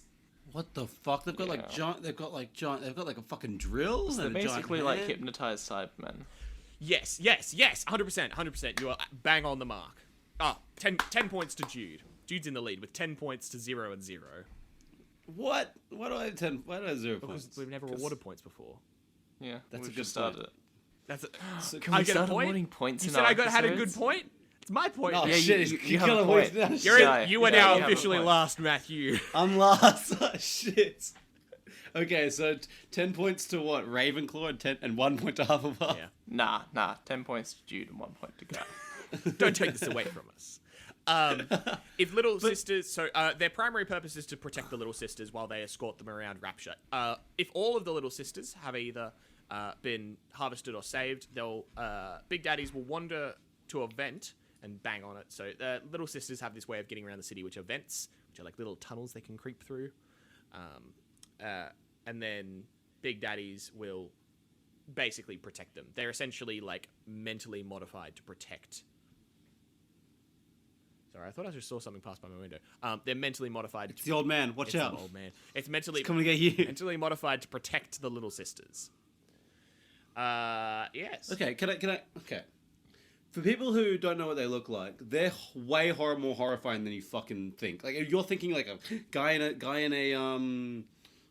a diving suit with a giant head, with a giant like diving suit head, with a drill in his hand and a giant fist. If you're thinking that, you're like, oh yeah, I got an image in my mind. Just think 16 times more fucking fucked up and scary. Like, Oh that's no, about- you're about right. Bioshock's a bit of a horror game. The fuck? Especially the first one. Infinite's not as scary. It's more of swashbuckling, like, woohoo! But Bioshock 1 is fucking horrifying. To supply even more Adam for the growing conflict, kidnappings of young girls began, turning them into little sisters. So up until this point, they've been using people who have been kids who have been at the orphanage. Now they are using just outright, just nicking girls off the street. The fuck? The Protector Project was pushed forward under the control of Dr. Gilbert Alexander, another brilliant scientist from Fontaine Futuristics. He continued the trusted scientist before, who was creating the Big Daddies, called Dr. Suchong, work by bonding Eleanor Lamb, the daughter of Sophia Lamb, who had already been abducted and turned into a little sister, to Subject Delta. So, to deconstruct what I just said, Andrew Ryan has just gotten his scientists to take the daughter of his political enemy and turned her into a little sister and bound him to Subject Delta, who I will get into right now. Subject Delta is the player in Bioshock 2. He has a cool backstory, which is that he's a diver who somehow just found Rapture. How the fuck you end up 2,300 meters below the surface with very few landmarks to go off? I'm not entirely certain. Regardless, he is referred to as Johnny Topside, which I think is very fun. Cool. I've written here, cool name. Shame about the mental and physical anguish he went through. So we know he's the top. So he got turned into Subject Delta, who was one of the Alpha Series Big Daddies, one of the first ones, and then got bonded to Eleanor Lamb, who was the daughter of Sophia Lamb, etc., etc. So you're a Big Daddy in the games? No. In the second game, you are a Big Daddy. In the first game, I'll get to it. Okay. Just prior to New Year's riots, which was...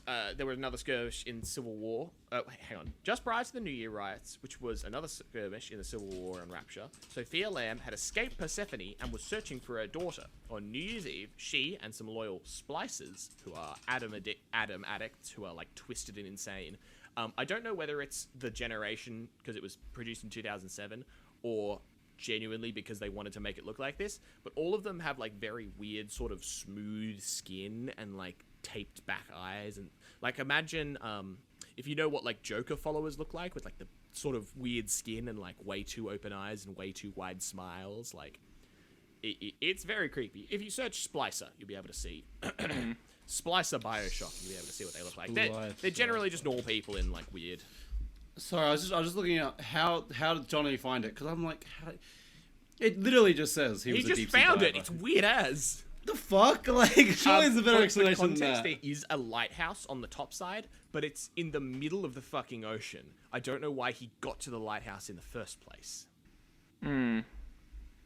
Man, if you see a lighthouse in the ocean, I'd go check that out. But it's also, Like, it is possible that he's heard about this weird lighthouse that's in the middle of nowhere. Because why do you have a lighthouse if there's nothing to, dissuade ships from hitting? Yeah, exactly. You know, that's the kind of thing people would find. And then also, it is an electric city, so there would be a glow from down below. So, yeah, I mean, it stands to reason. It's just really weird. Wait, what the fuck are these splices? That's most... Splicers are Adam addicts. So that's what happens when you have too much of the Adam or the you know what? Stuff. Do you want to? Do you really want to shoot fireballs, Matthew? That's horrifying, but it's worth it. They also go very insane. So I can shoot fireballs out of my hands. Can you? You fucker. So Sophia Lamb has allied with the Splicers who were in Persephone, the jail.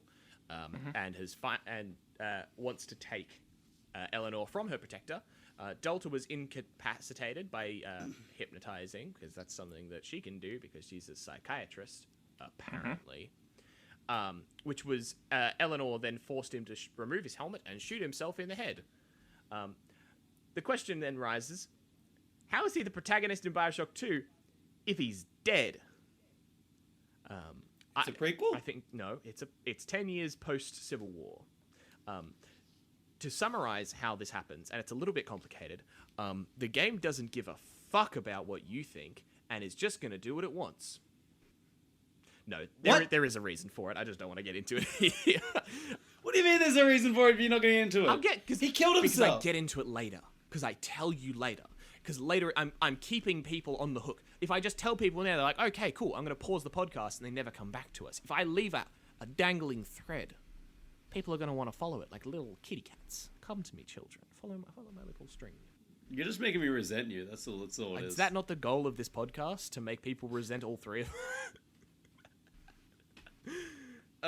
Just arguing over asinine It's definitely straining. dumb shit. It's definitely straining our relationship. If anything. Yeah. Oh well. So to begin, so she forced the protector of the little sister to shoot himself in the head. Big Daddy, Subject Delta, etc. During the Civil War, splicers learned how to take down Big Daddies to retrieve the atom from the little sisters, harvesting the slugs embedded within them, resulting in the girl's death. Obviously, because the slug is in their stomach. So unless you got real thin arms, that ain't gonna happen. So splicers, drug-addicted atom addicts would take down the Big Daddies somehow, and would then kill the little girls to get the slugs inside them to then suck on the atom, because atom is very addictive. I mean, to be fair, if they have the plasma shit, they have magical powers. Yeah. And if there's quite a few of them, they could probably take down the Big Daddy together. Yeah, it's one of these things. But the other thing is interesting is the fact that the atom, one of the reasons that it's addictive, or the reason they cite it as addictive, is because it's unstable. So as it's unstable, it'll decay quite rapidly. So while it can quickly regenerate and quickly change itself, it's not stable. So it will quickly degenerate and cause, muscular deterioration and, brain deterioration and stuff. So you need to constantly regenerate it. But as you take more atom, more of your cells are replaced with these unstable stem cells, leading to a very bad feedback loop, which turns people into fucking nutcases. Yeah, they didn't look very fun. But... Yeah. So that's fun. Bridget Tenenbaum, having recognized her crime when confronting a little sister in the farmer's market, which is the food area, developed a plasmid which would kill the slug inside the sisters, restoring their humanity. Tenenbaum then began to collect the girls she rescued, hiding in an underground safe room in the sewers of Olympus Heights, which is the up and high society, keeping herself and the girls safe from harm. So she just the doctor coming. That's the doctor coming to save people. So she's realized what she's done wrong. Yeah, good. For the hardcores, this spot here is where the DLC for Bioshock Infinite, Burial at Sea, happens, but that is extremely complicated to get into, so I'm not going to bother until I do the Bioshock Infinite one, because unless you want to talk about quantum entanglement and multiple realities, we're not going to get into it. Yeah, I think we're already up to an hour and a half. We don't need to get into alternate realities. That's the reason. That's why in my Pokemon episode, I didn't go into like the dimensions, the multiple dimensions and timelines in the It's a bit Pokemon wild. universe. Yeah. Because there's a lot, and it's fucked. Yeah, so within the Bioshock Infinite multiplayer, then we have a couple of other bits and pieces. The wildly unexpected and unforeseeable decline of Rapture took place, and many battles occurred between the armies of Ryan and Atlas. Ryan had new plasmids and gene tonics, whereas Atlas had more people, I guess. During the 1959, also saw some great advances in the testing of Big Daddies. Big Daddies ended up getting advanced and having much more awful procedures performed on them, but they were much more effective.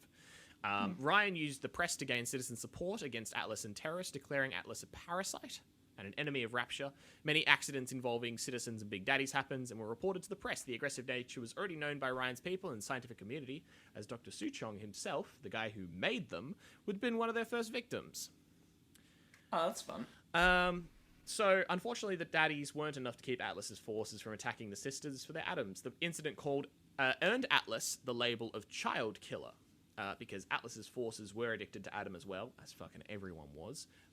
Ryan continued to use the press to encourage the citizens to report progress against the rebellion, so he would boost spirits by telling them that Atlas was being defeated. There was also a popular scientist, Dr. J.S. Simon, who was well known in Rapture. He began to murder and mutilate his own patients, which is cool. And also during the same period, Bridget Tenenbaum, who had vanished after announcing the Little Sister program, began to abduct Little Sisters to save them this time. Her acts were reported to Ryan, who immediately began a campaign to discredit her, using the newspapers to reveal the truth about her past in German concentration camps.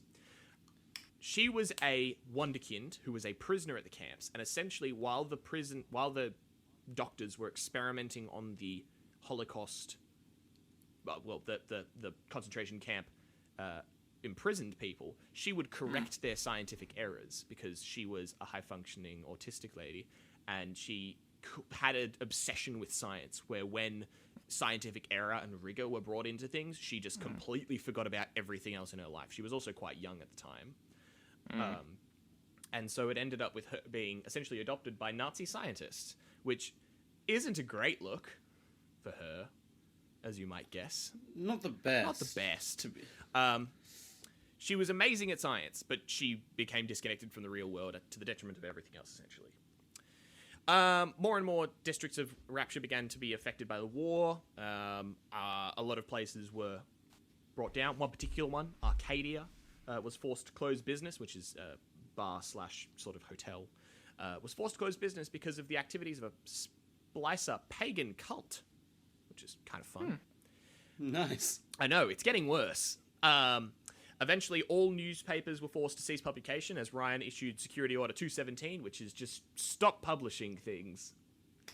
Because he hates police states. Yep, and now stop the media Stop from the media. producing things. And in an act of desperation, Ryan eventually managed to commission a pheromone control, which essentially managed him to allowed him to control atom-addicted citizens by using pheromones and good smell. Ooh. So as you can see, That's not how that the works, Civil but War is okay. progressing well. Well, pheromones are strangely powerful. But they're not just smells. Well, yeah, I'm not saying... It doesn't say that they're just smells. I said that because I'm dense as shit because I'm an ape. Yeah, we know, but I'm just trying to help you, you little ape. Anyway. With that, we have the incidents of the first game.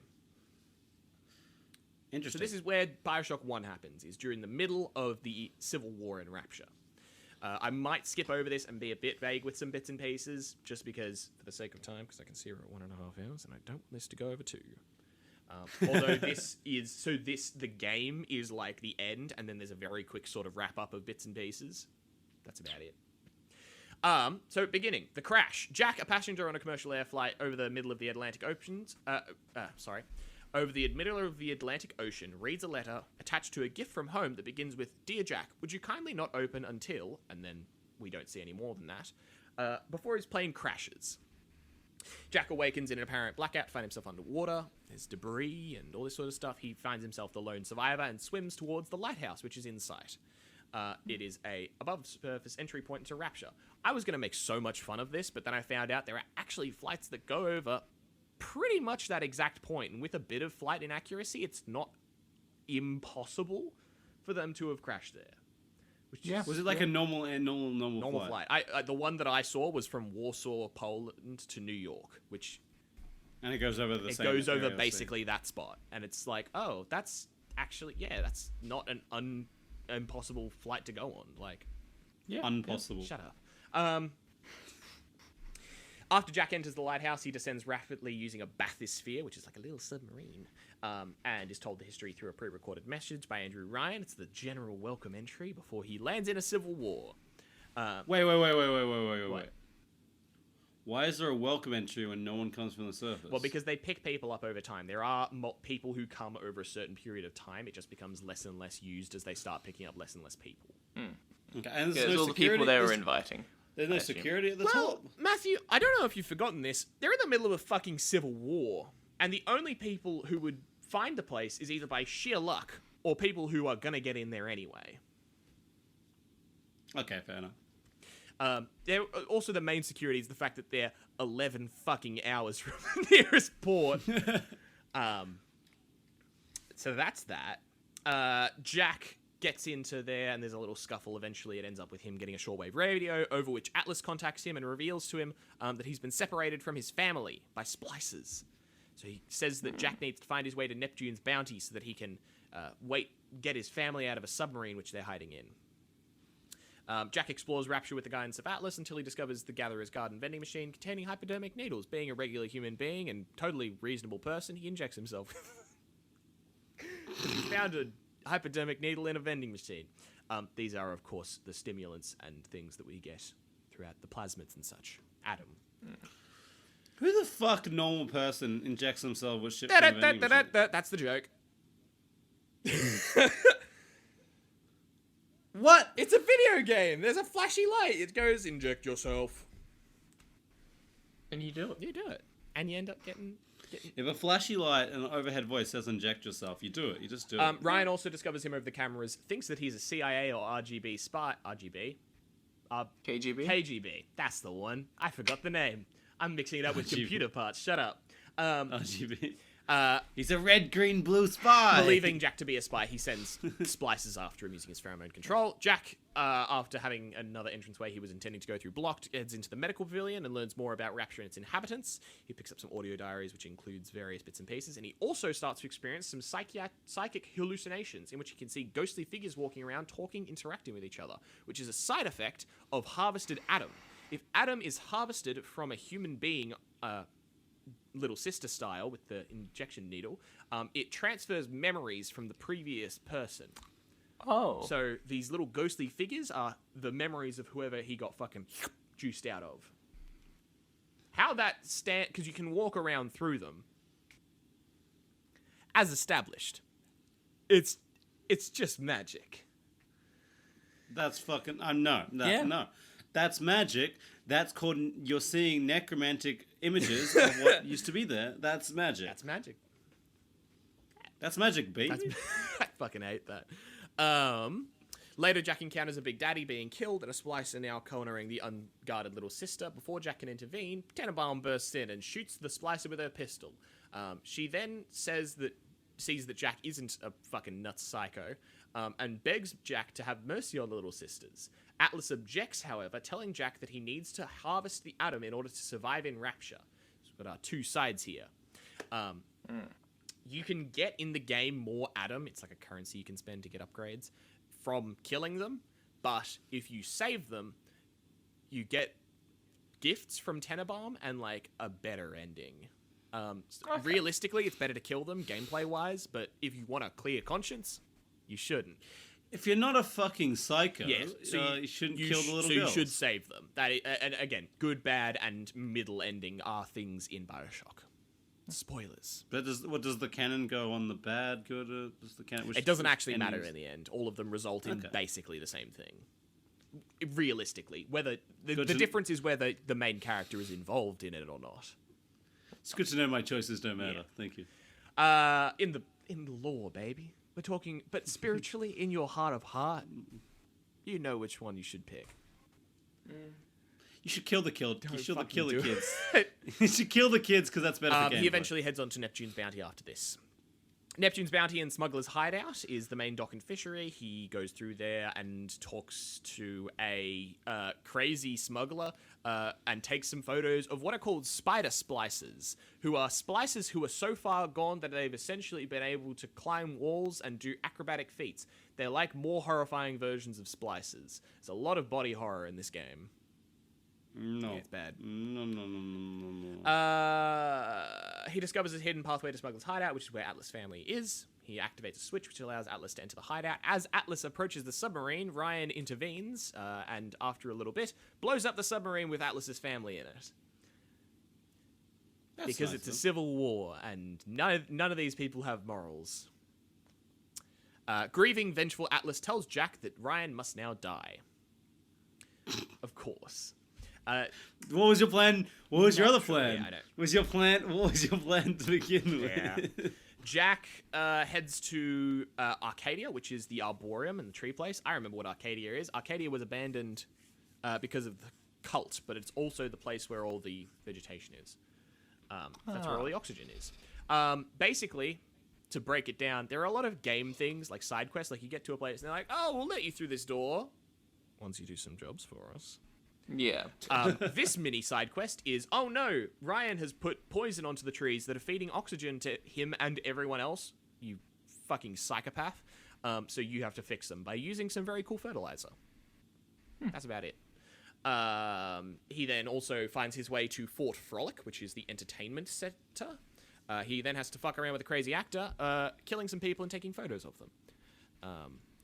What is it with this game and photos? I don't know, because so far you've had to take photos for 2 distinct arcs, which confuses me. They just want you to have some evidence. Yeah. And then eventually he travels on to Hephaestus.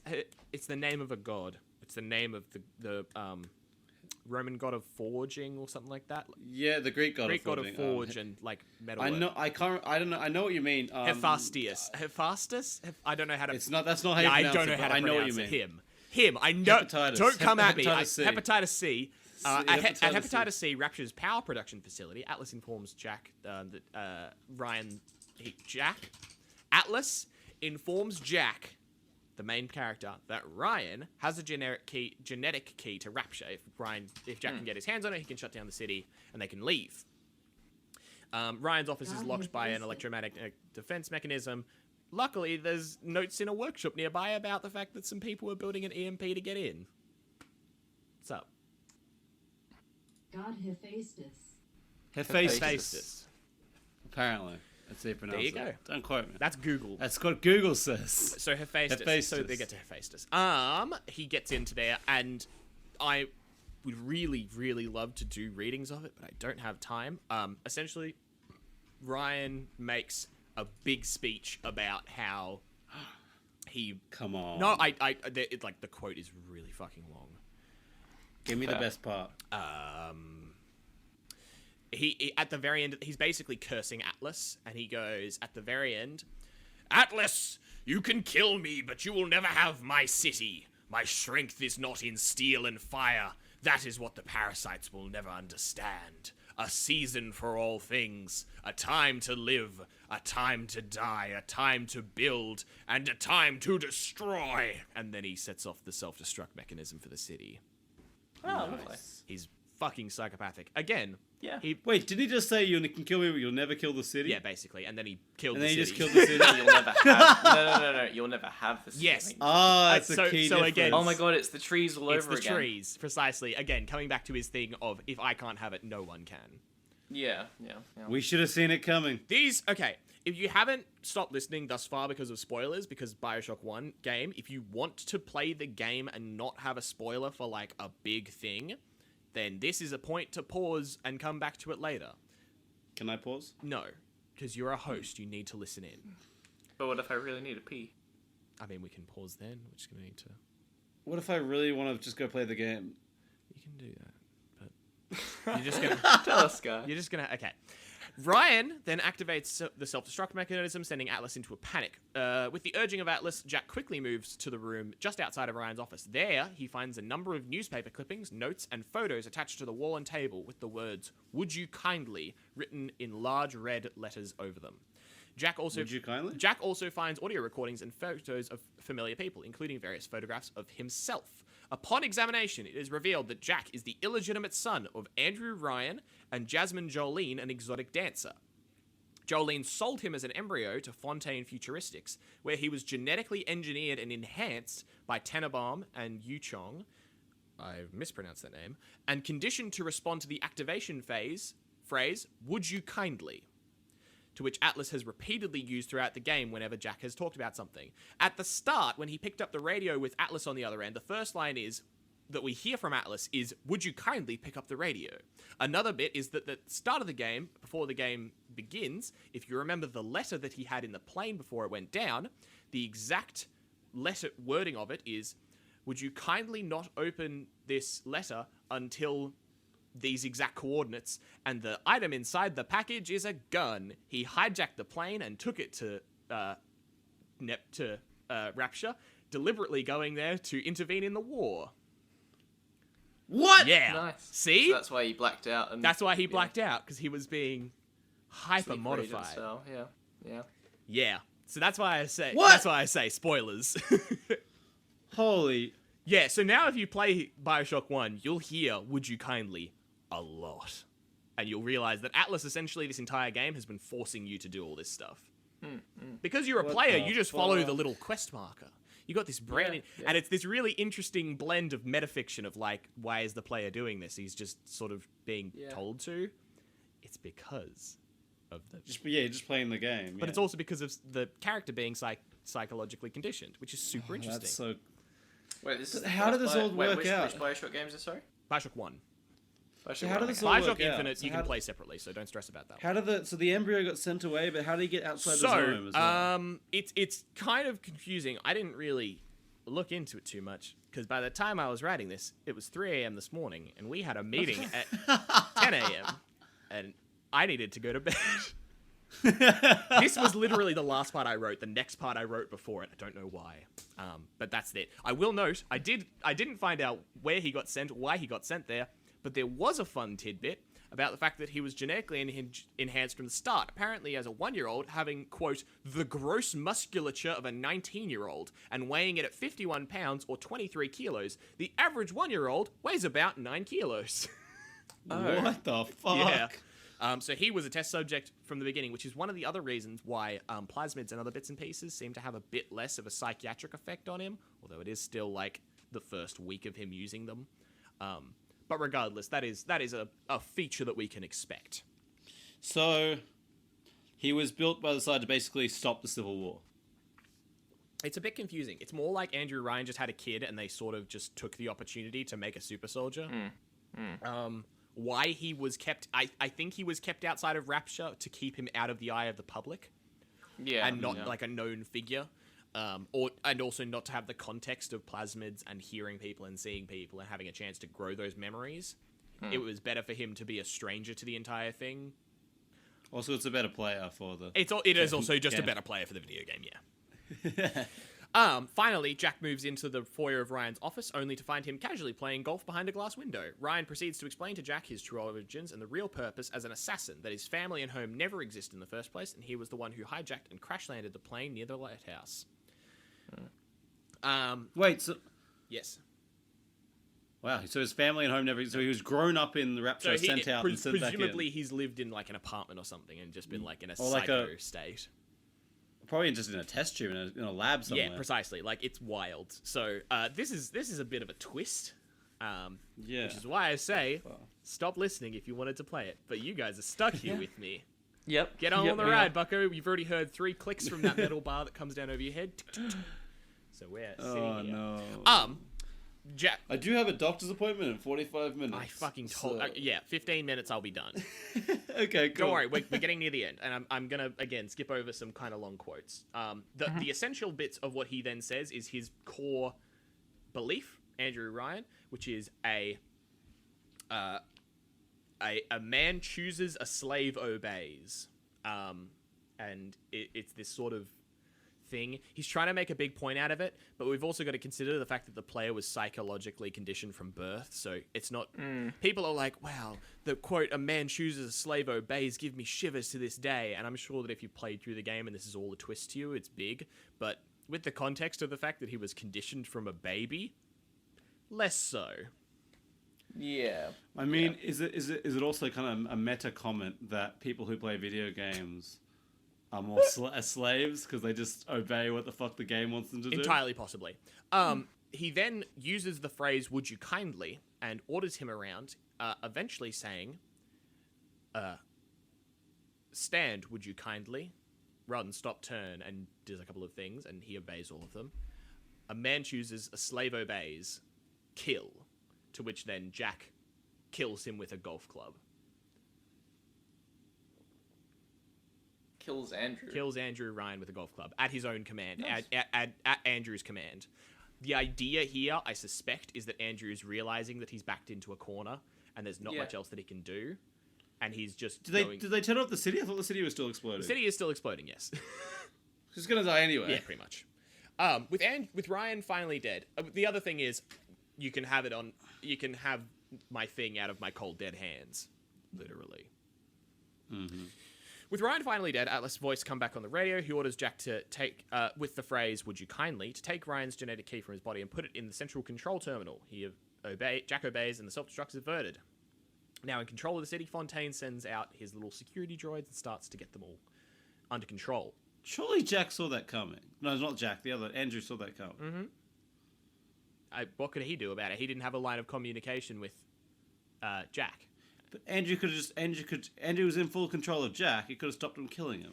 Yes, but the other thing is that he's also activated the self-destruct on the city, and again, I'm saying the cold dead hand, like, you can't get what I have. I would rather die than you have my stuff, so he's activated... I mean, yeah, but he thinks that the self-destruct of the city is going to kill him, and everyone else. Yeah. I suspect. I don't know why he then has a genetic key and a shutdown thing that's like 3 rooms away. Yeah. Again, we're reviewing it from a very story point of view, whereas this is all video game. Yeah. Okay. After letting Tenenbaum, so Tenenbaum, Jack is saved by a couple of little sisters who then take him to Tenenbaum's safe house. Tenenbaum then tends to him and tries to help him out with the "Would you kindly" command phrase. Tenenbaum sort of removes a little bit of the control from him, and after Atlas realizes that he's no longer responding to the "Would you kindly" command phrase, Fontaine used another phrase, which Jack is conditioned to respond to, which is he utters the phrase "code yellow," which sends Jack Hart to a slow and painful course to eventually stop, because apparently you can psychologically condition someone to have their heart stop when they hear a command phrase. Sure. I will also say at this point, Atlas has revealed himself to be Fontaine again. So if you remember, Fontaine was the smuggler at the beginning, pretended to die in a shootout. Atlas then became the Civil War leader. He's now back to being Fontaine. Yeah. Nice. Because he now has control of the city. Yeah. Yes. Jack finds his way around, and this is another mini arc. Basically, Tenenbaum says, "Oh, I knew the genetic scientists who conditioned you. They might have the keys to your thing in their houses," and he ends up finding some antidotes, and then can't be psychologically conditioned anymore, and his heart stops getting. Nice. So one of the other things is that when he says "code yellow," the idea is that the heart's an independent organ, so it doesn't stop immediately, but your max health goes down like massively. Like, you just get fucking whacked. It's weird as. So that's that. We're getting there. Nearly there. Fontaine's lair is, like, the next bit after this. After returning to the surface in Point Prometheus, the location where Big Daddies and Little Sisters are made, he sights Fontaine just outside the tower. Fontaine taunts Jack and tries to stop him progressing, all while showing off remarkable strength from his splicing. Fontaine retreats to a lair atop Rapture's highest building while sealing the access door and destroying the switch. Tenenbaum then convinced Jack to use the Little Sisters to move on his quest, and as such he equips a Big Daddy suit and some other chemicals to make it more convincing. Jack then makes his way through the proving grounds with the escort of a Little Sister. The Little Sister is used to go through little doorways and open things for him to let him get through, so it adds another layer to the gameplay of, like, an escort mission. Jack arrives with the thing, takes the Little Needle's extraction needle, because apparently he needs that to defeat Fontaine, because Fontaine is so jacked up on Adam that he's now gone insane. As the elevator carries Jack towards his final destination, Fontaine recounts their short history. When Jack emerges from the elevator, he finds Fontaine strapped to a metal device with several large tubes of Adam pulsing straight into his body, no longer recognizably human. He's just fucking Bane. Yeah, it is. It literally is Bane. If you look at the thing, he doesn't turn like, he turns way muscularly, like Blaine. Like David Blaine. These headphones are way more sound cancelling than I'm used to, and I can barely hear my own voice. So it's David Blaine. Like Bane, he gets super muscly, but he also turns fucking bronze. I don't understand it. Wait, what? So it's actually really hard to find a photo of him. But if you go Fontaine Final Fight, there's YouTube videos of it. Frank Fontaine Final. Anyway, basically the fight continues with Fontaine throwing ice, electric, skin, and a bunch of other plasmid attacks. As Jack battles him, he attacks and damages him. Fontaine repeatedly goes back to the Adam injecting device. And as Fontaine splices, Jack repeatedly pulls the Adam out of him by using the needle. So it's basically like a fuck you, fuck you, fuck you, fuck you, fuck you, fuck you. Of like. So he's got like has he got like orange blood? Yeah, sure. He's got Adam in him. He looks fucking insane. He does look insane, yes. Fortunately, he's weakened so much from the loss of Adam that he actually lets the Little Sisters. Little Sisters can swarm from the vents nearby and swarm him and just yank all his Adam out of him. So basically, at the very end of the fight, the final finishing blow is that all the Little Sisters crawl out of the vent and just get a bunch of needles and just. Fuck yeah. You know what? Good on them. They're the biggest victim. They are definitely the biggest victim here. Depending on Jack's actions toward Little Sisters, there are 3 possible endings to Bioshock. You just beat the final boss. Here we go.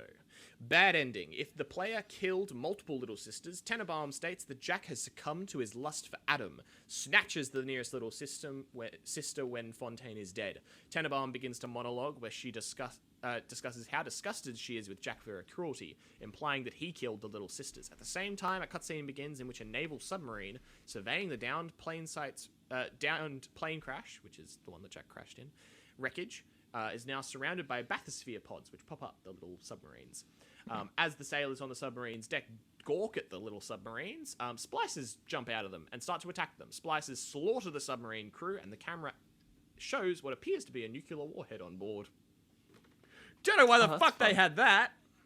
That's fun. Sad ending. If the player chooses both to save and harvest several little sisters, this ending will be the same as the evil ending, but Tenenbaum's narration is more sad than it is angry. I'm not mad. I'm just disappointed. Which is worse. Which is way worse. Yeah. Good ending. If during the game the player rescued all the little sisters, a cutscene plays in which Jack is offered to control Rapture by using Fontaine's genetic key, but declines. Instead, he takes 5 little sisters back to the surface and raises them, allowing them to have full normal lives. When Jack eventually dies of old age, he is now fully grown girls to comfort him by his bedside, becoming the family that Jack never actually had. Aww. It's a really nice ending.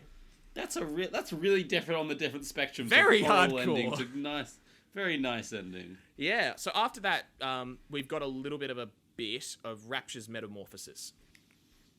Jack's influence became less direct on Rapture, and Tenenbaum soon left after him with the remaining little sisters.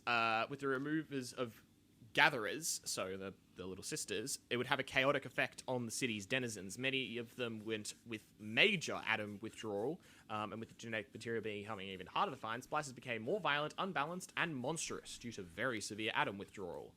So their chaotic stem cells went even more chaotic.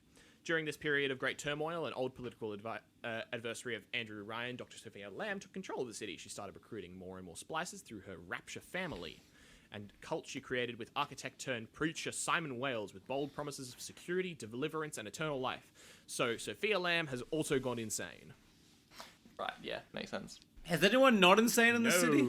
No, they are fucking 30,000 feet under the sea, baby. They are absolutely bonked.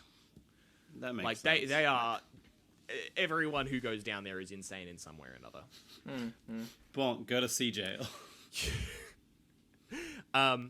So she revived the Protector and Gatherer programs, so the Big Daddies and Little Sisters. They made new types of Big Daddies, and they also made Big Sisters, which were adolescent little sisters that were too old to carry out their function. They are fucking horrifying, because they're like Big Daddies, but like more like spidery and like thin limbs and long arms with like spikes and stuff. Ooh. Yeah, like if you look at photos of them, they all look super blurry because they're like just horrifying. What the fuck? Yeah, I know. Lamb used the opportunity to create an army of Big Sisters to enforce her rule and establish fear in the minds of splicers that were not already devoted to her, in order to create the first utopian, which was their idea of the next thing. That's what her aim was with Rapture. Lamb and Alexander conducted new experiments based on Jack's mental conditioning. Alexander agreed to be the subject of the operation and would combine the entire collective genius of Rapture via atom infusion, because during the last 7 years, they've gathered atom off a bunch of the smart citizens, and as we know, memories are infused, so brains. So if you just take a fuckload of atom from every citizen in the city, you got all the memories. You're going to have a super brain. He knew that would make him super mutated, but it didn't work. He basically just turned insane and then into a giant meat baby. It's really weird. No, that's not a joke. Like, if you search... The fuck? If you search up, I think it's... what's his name? Oh my god, it's like Alexander the Great? No. Yeah, the Greek. No. Like that's what they call it. Yeah. I think it's Alexander the Great. I think it is. Yeah. If you, Oh god, that is exactly what it is. Yeah, it's oh, a good giant lord, meat that's baby. horrifying. Gil Alexander. Yes. Yeah. Oh, what the fuck? That is horrifying. Yeah, it's What bad. the hell? So that's fun. Deserted by Lamb, he was left abandoned in Fontaine Futuristics laboratory, although he could still control it all through electronics. Yeah, so that's that. Then Sea of Dreams, very quickly, there's Something in the Sea is like an alternate reality game that they had going for a little bit of Bioshock 2. Mm-hmm. As Adam was running short in Rapture, Lamb used the new Big Sisters to kidnap girls from the surface to create new Little Sisters in order to create genetic material. Basically, they just started sending the Big Sisters out to the entire coast and would just take them from everywhere. There was a guy, Mark Meltzer, who ended up finding the similarities between them and ended up having his own daughter kidnapped. Eventually, he managed to find his way to Neptune by taking a boat trip and with some clues from a guy who had been interested in the Vanishing years earlier. However, as he approached his final destination, the boat was attacked by splicers. The crew was slaughtered and the boat was left adrift. Mark entered the lighthouse, finally reaching Rapture using a bathysphere. Meanwhile, in Rapture, Eleanor was kept in a sedated state by her mother, which was Eleanor Lamb, the daughter of Sophia Lamb. Was kept in a sedated state by her mother so that genetic experiments could finally succeed. Dreaming of the surface and her lost Big Daddy, Eleanor still maintained some mental link to the new Little Sisters. Using the girls as intermediates, Eleanor contacted Tenenbaum, who had used Rapture for the last 8 years. So basically, little daughter of Sophia Lamb is connected mentally to all the big sisters and is using them to send a message to Tenenbaum, the lady who was saving Little Sisters, to say, hey, come help me. She then comes back down to Rapture, because everyone who goes to Rapture is insane or stupid. And with the help of Tenenbaum and Little Sisters, Eleanor reconfigured a disused Vita Chamber in order to resurrect her bonded Big Daddy, the prototype of Subject Alpha. Vita Chambers are in the game as like revitalization stations. They give you like a pep and vigor.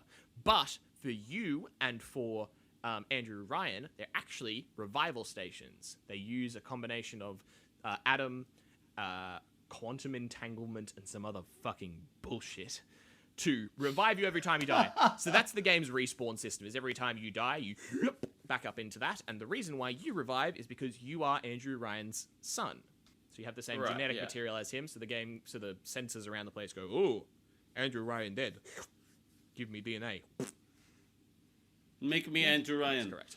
Because they have fucking magic. Yes. And they're going, oh, if they say the words quantum tunneling, people go, wow, that's complicated, but it's sciencey. So obviously that they makes thought sense, about yeah. this. Quantum No, entanglement. that's fucking magic. Okay, fuck off. Okay, very quick. Bioshock 2.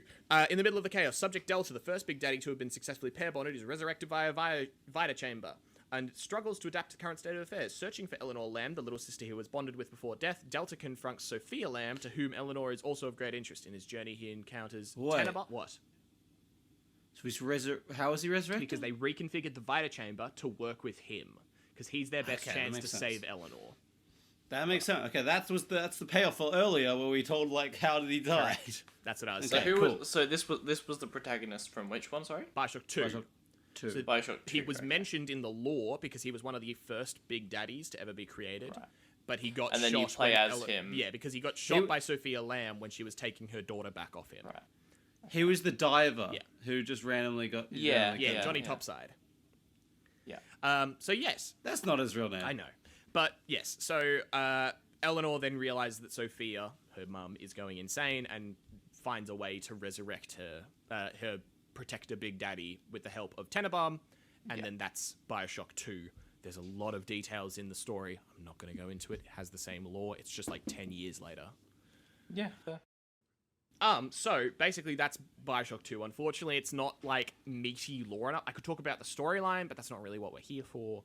It's just the fact that the Bioshock 1 is like in the middle of the Civil War, so it is very much in part of the ongoing thing. It's not like, there's the backstory, and here's this. It's, yeah. So that's that. After Bioshock 2, nothing's really known about the ultimate fate of Rapture and the remaining survivors since the events of 1968, which is when Bioshock 2 takes place, which is, if you remember, 1946 is when they first went down, so it is 22 years later. So that's about how long it lasted, and that's even extending it, because by the time it's Bioshock 2, Eleanor and Sophia Lamb is in charge of a crazy horde of psychos. So, yeah. Rip the psychologist. Yeah, by the 1980s, an American television channel, PHE, broadcasted a two-part episode of Fact from Myth titled Rapture, a modern-day Atlantis, centered around a few pieces of evidence and stories of the city's existence. Rapture remained undiscovered by the rest of the world, at least by the time of the documentary, and possibly to this day. There's more to get into with some future stuff that's introduced in Bioshock Infinite, although that involves multiple timelines and some very weird shit going on. So I'll leave that for later. They are all in the same continuum. But that's Bioshock, baby. That's what went down. As you can see, trapping a bunch of people very deep under the sea with very little interaction and very, very hardcore drugs not great. It's not a great idea before they had fucking magic slugs, but after they got magic slugs, it got even fucking worse. Yeah. Yeah, I mean, the people who couldn't see the fact that they needed social programs, and the fact that, like, step one, they had the workers down there, and they're like, oh, yeah, you guys are here, and we can't really let you leave. Gosh, so you guys are gonna have to stay here. Don't have jobs for you. You can chill in this hotel, though. Mm-hmm. That's basically it. It's like, okay. It's like hotel quarantine. Yeah, it's easy. But for 13 years. Yep. Yeah, it's a bit of an oof. And then magic slugs. Magic slugs. So yeah. Yeah, lovely. I fucking hate it. Thank you. I'm glad I can present something new for you to hate every week. Yeah, it's excellent. Why do you bring so much hate to my life? Because it's funny. Because I literally sometimes will be like, oh, I think this game has lore, and then I'll flick open the wiki and be like, oh, you shouldn't have. Oh, you spoiled me, game developer. Oh, story writers, you do me too well. I keep meaning to go back to books, but I'm also like... Comics are really good. Yeah, and...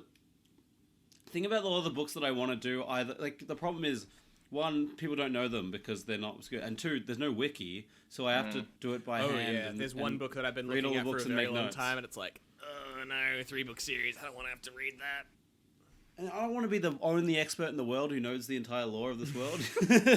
I am the expert. The weight of knowledge. Oh, exactly, you know? Then I have to... It's my responsibility to update the wiki after I make the episode, you know? It's literally... You become the lore keeper.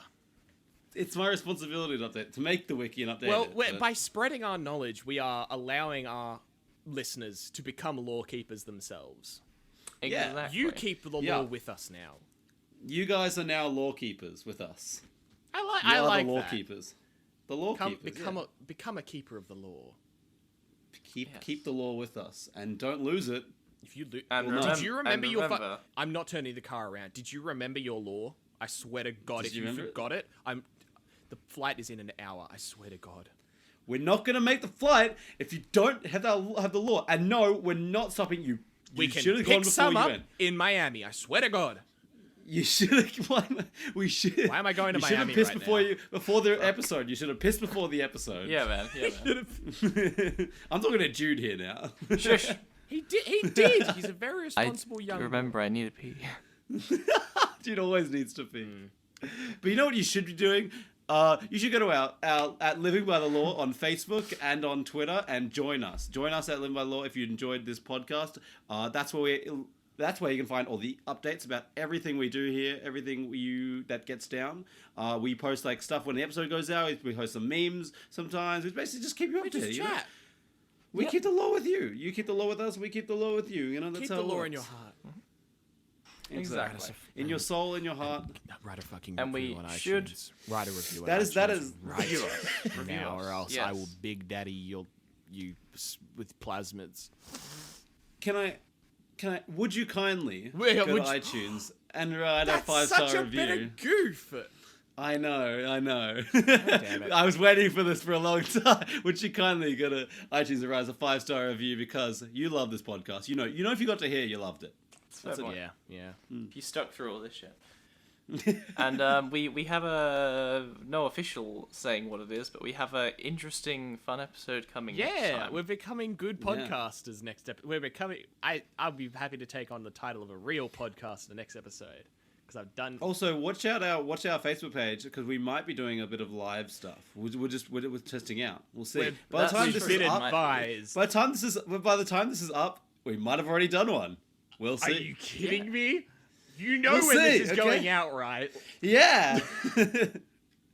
We'll see. Well, thank you for listening, and good night. You gotta say something. Safe travels. Goodbye. Would you kindly leave my house?